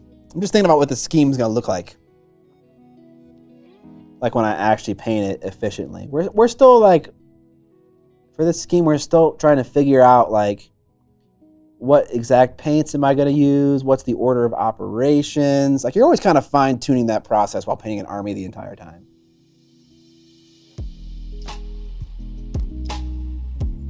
All right, now we got like some glowy combat drug tubes. I love it. I love it. I can't argue. Some of them are pretty small. You gotta at least paint one of them worms though. Yeah, oh my God, dude, the worms are, there's fucking some huge ass worms in that game. But no, legitimately, there are some amazing models. Not amazing, but definitely paintable and enjoyable figs to paint in that box set. Do you have any tips when it comes to light placement for volumetric highlights? Or is that something that comes with time? Oh no, there's a mathematical way to figure it out. Give me a sec. Let me just paint the white edge highlight again on this eyeball. We'll answer that cue, and then we'll end the stream.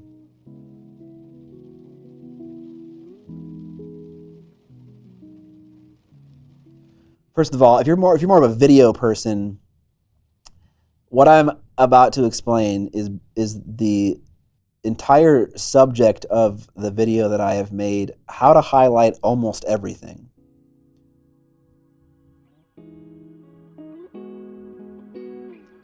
I actually think, you know what?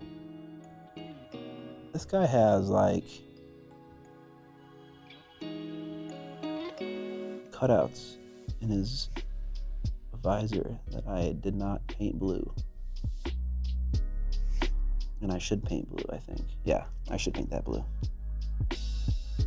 Oh, that was water. Oops. All right, 1 second. Let me just...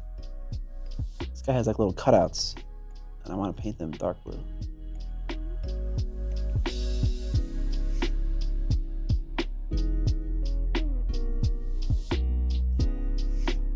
That looks good. Okay, hold on. Let me paint the eyeballs again. Hold on, chat. I'm vibing right now.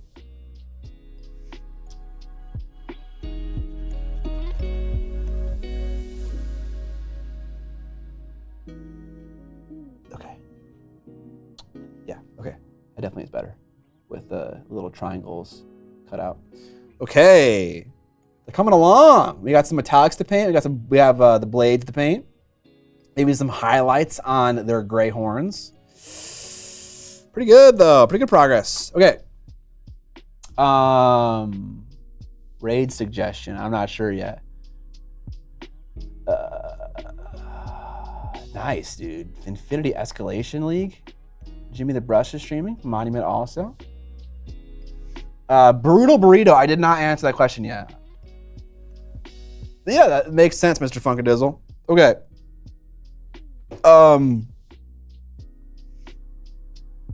No, I don't want in. I can't join anything else. I'm done. My time is fucked. Okay, let's talk about Zenithal highlighting. Just a bit. Okay. So this is logic that applies for things that aren't reflective. So if you're painting non-metallic metal, if you're painting a silk dress, if you're painting, silverware, this doesn't really apply. There's a little bit different logic or wisdom or whatever you want to call it, math, physics that get applied. Everything is still happening the same way, but the light interacts with material differently. Here I have a planar face. It is a typical face that is broken up into planes, and it makes this description easier. So basically, the way that Zenithal lighting works, and there's a little bit of you can fuck with it to, help with your art more. But you have to assume a light source, and most people when they're miniature painting assume a soft light source from above, like we have today with these big lights up above. So think a cloudy day, for instance. So with a cloudy day, you have light rays coming down like a sheet, just kind of coming down everywhere. In reality, what's happening is they're coming down in a bunch of different directions. They're all they're everywhere. They're going everywhere. They're bouncing everywhere. But it makes the explanation simpler if you just assume they're all straight lines, like rain. Imagine that's like the light like rain coming down. Now, where the rain hits the surface of your model and forms a 90-degree angle with that model, which means it's perpendicular. So like this. So this is your light right here. Actually, maybe it makes more sense to use the white stick. That's like light. There's your individual light ray, and it's forming a 90-degree angle with the surface. Right there on top of his head is where the light is strongest, right there. The further away, now it's not 90, right? Now it's 90. Now it's more of an angle. Now it's even more of an angle. The further away you get from 90, the less intense the light becomes. Oh, we're back to the ear. Now we're back at 90. Okay, so now this part of his ear that pops out, actually, you know what? Probably better if I look at this camera. The ear part that pops out is going to be brighter than the side of his head, because this is basically parallel to your light source. So it's getting very little light, Now, there are a ton of things to consider with that basic math equation, and one is material, right? If this is his hair, is hair going to be more shiny and shimmery than skin?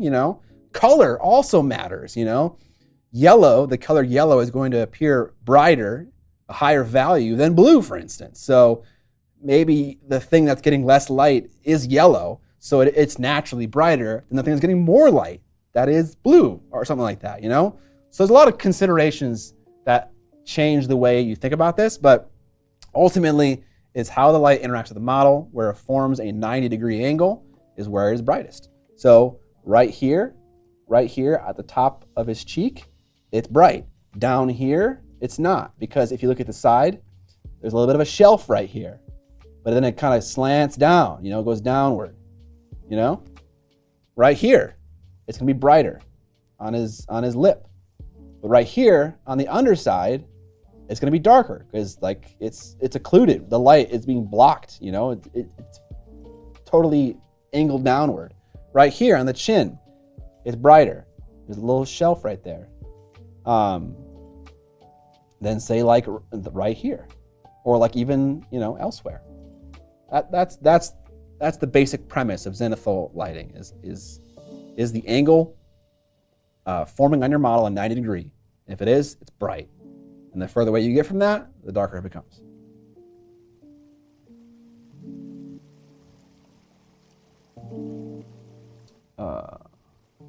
What's one more game to play? Yeah, no shit.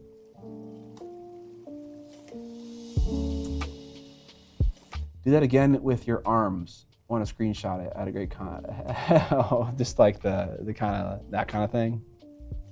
Something like that. Like you can just see with my forearm. You can see that's happening in real life, right? It's brighter, and let's see if I can do a little bit of a flex. So you can see that it's brighter on top of my forearm, but even more, that it's brighter right here on this muscle, and then there's a shadow right here, and it's because trying trying to get it right there. And it's because my muscle is like kind of becoming parallel with the light, and then it bulges out again on this cylindrical detail, you know? So that's just how it works. Or that's kind of it's a simplification of how it works. You could say light is shellfish. Nice. But yeah, actually, to help further with this, I don't know if I have any of these just laying around. I have this PDF available on my web store that inside of it has a bunch of generic 3D shapes that are like very rough and not reflective to very reflective, like a whole spectrum of shapes in a variety of materials. Oh, I have some. I don't have to explain this. Oh, I have so many of them. Oh, these are for handouts for classes. If you ever take a class with me, you will get one of these. It may be for the Duchess, or it may be for a Wood Elf model. I don't do a lot of classes. But you'll get a nice little laminated book with some shit in it. Some cool shit. You know, very cool shit.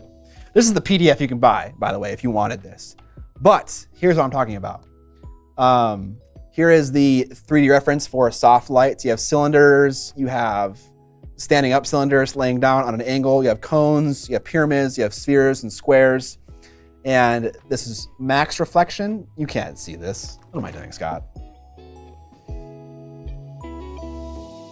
So like uber reflective on this side and rough on this side, and a whole spectrum in between. And I have a soft light one, and I have a harsh light one, because it kind of changes based on the character of the light as well. And so you can look at your model, you know, you can break it out here, and you can be like, okay, you know what? You know, the bridge of a nose is kind of like a cylinder. You know, it's kind of, so how does a cylinder look when it's, you know, laying in a certain way? And then you can kind of figure it out. I think I can make this more helpful.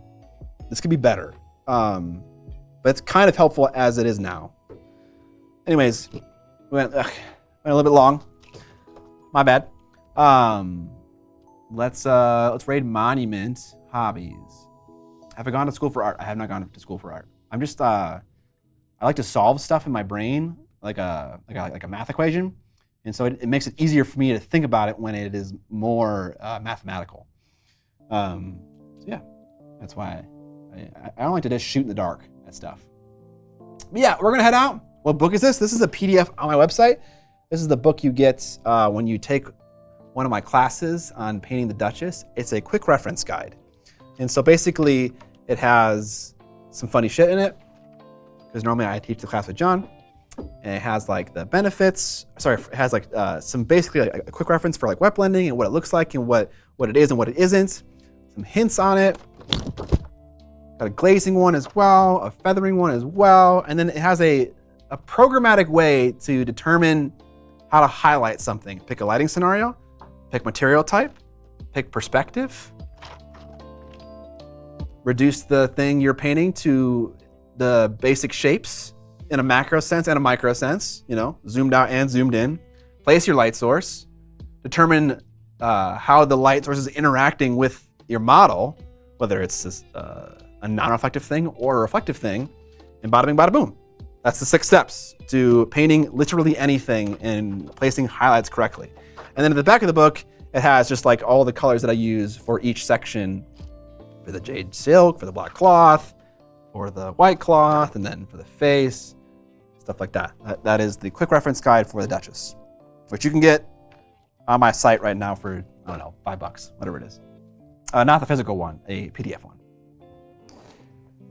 Okay. What happens to the object as it approaches the speed of light? I don't fucking know. I struggle with art because I have a mechanical mind. How something goes together in my head, the art side. Yeah, I mean, this helps me to take art and turn it into a more of a formula, effectively. But the problem is that when something doesn't fit into your formula, then it's like very confusing. $7, god damn it. I only caught the stream at the end of the day, but I like your art and the way you interact. I hope to see you around soon. You're very welcome, Alaskan Gangster. Thanks for hanging out. Appreciate your questions. Appreciate you being here. All right, let's head out It's about 4:27 right now, and by about, I mean it is exactly that time. Thank you for hanging out. Thank you for your subs. Thank you for your interest in what I'm doing here on Twitch. I really appreciate it. We're gonna send you over to Monument Hobbies now. Jason and the whole gang, they're a great company, and they also stream every single day, I think. It's crazy, actually. So thank you guys for hanging out. Appreciate it. Yeah, good point, Evan. If you wanna find the VODs, they're available at youtube.com/MiniacBacklog. Thanks for hanging out, Archer Evil Inc. for Beer Science. You guys rule. All right, y'all. I will see you on the flippity flop. Peace.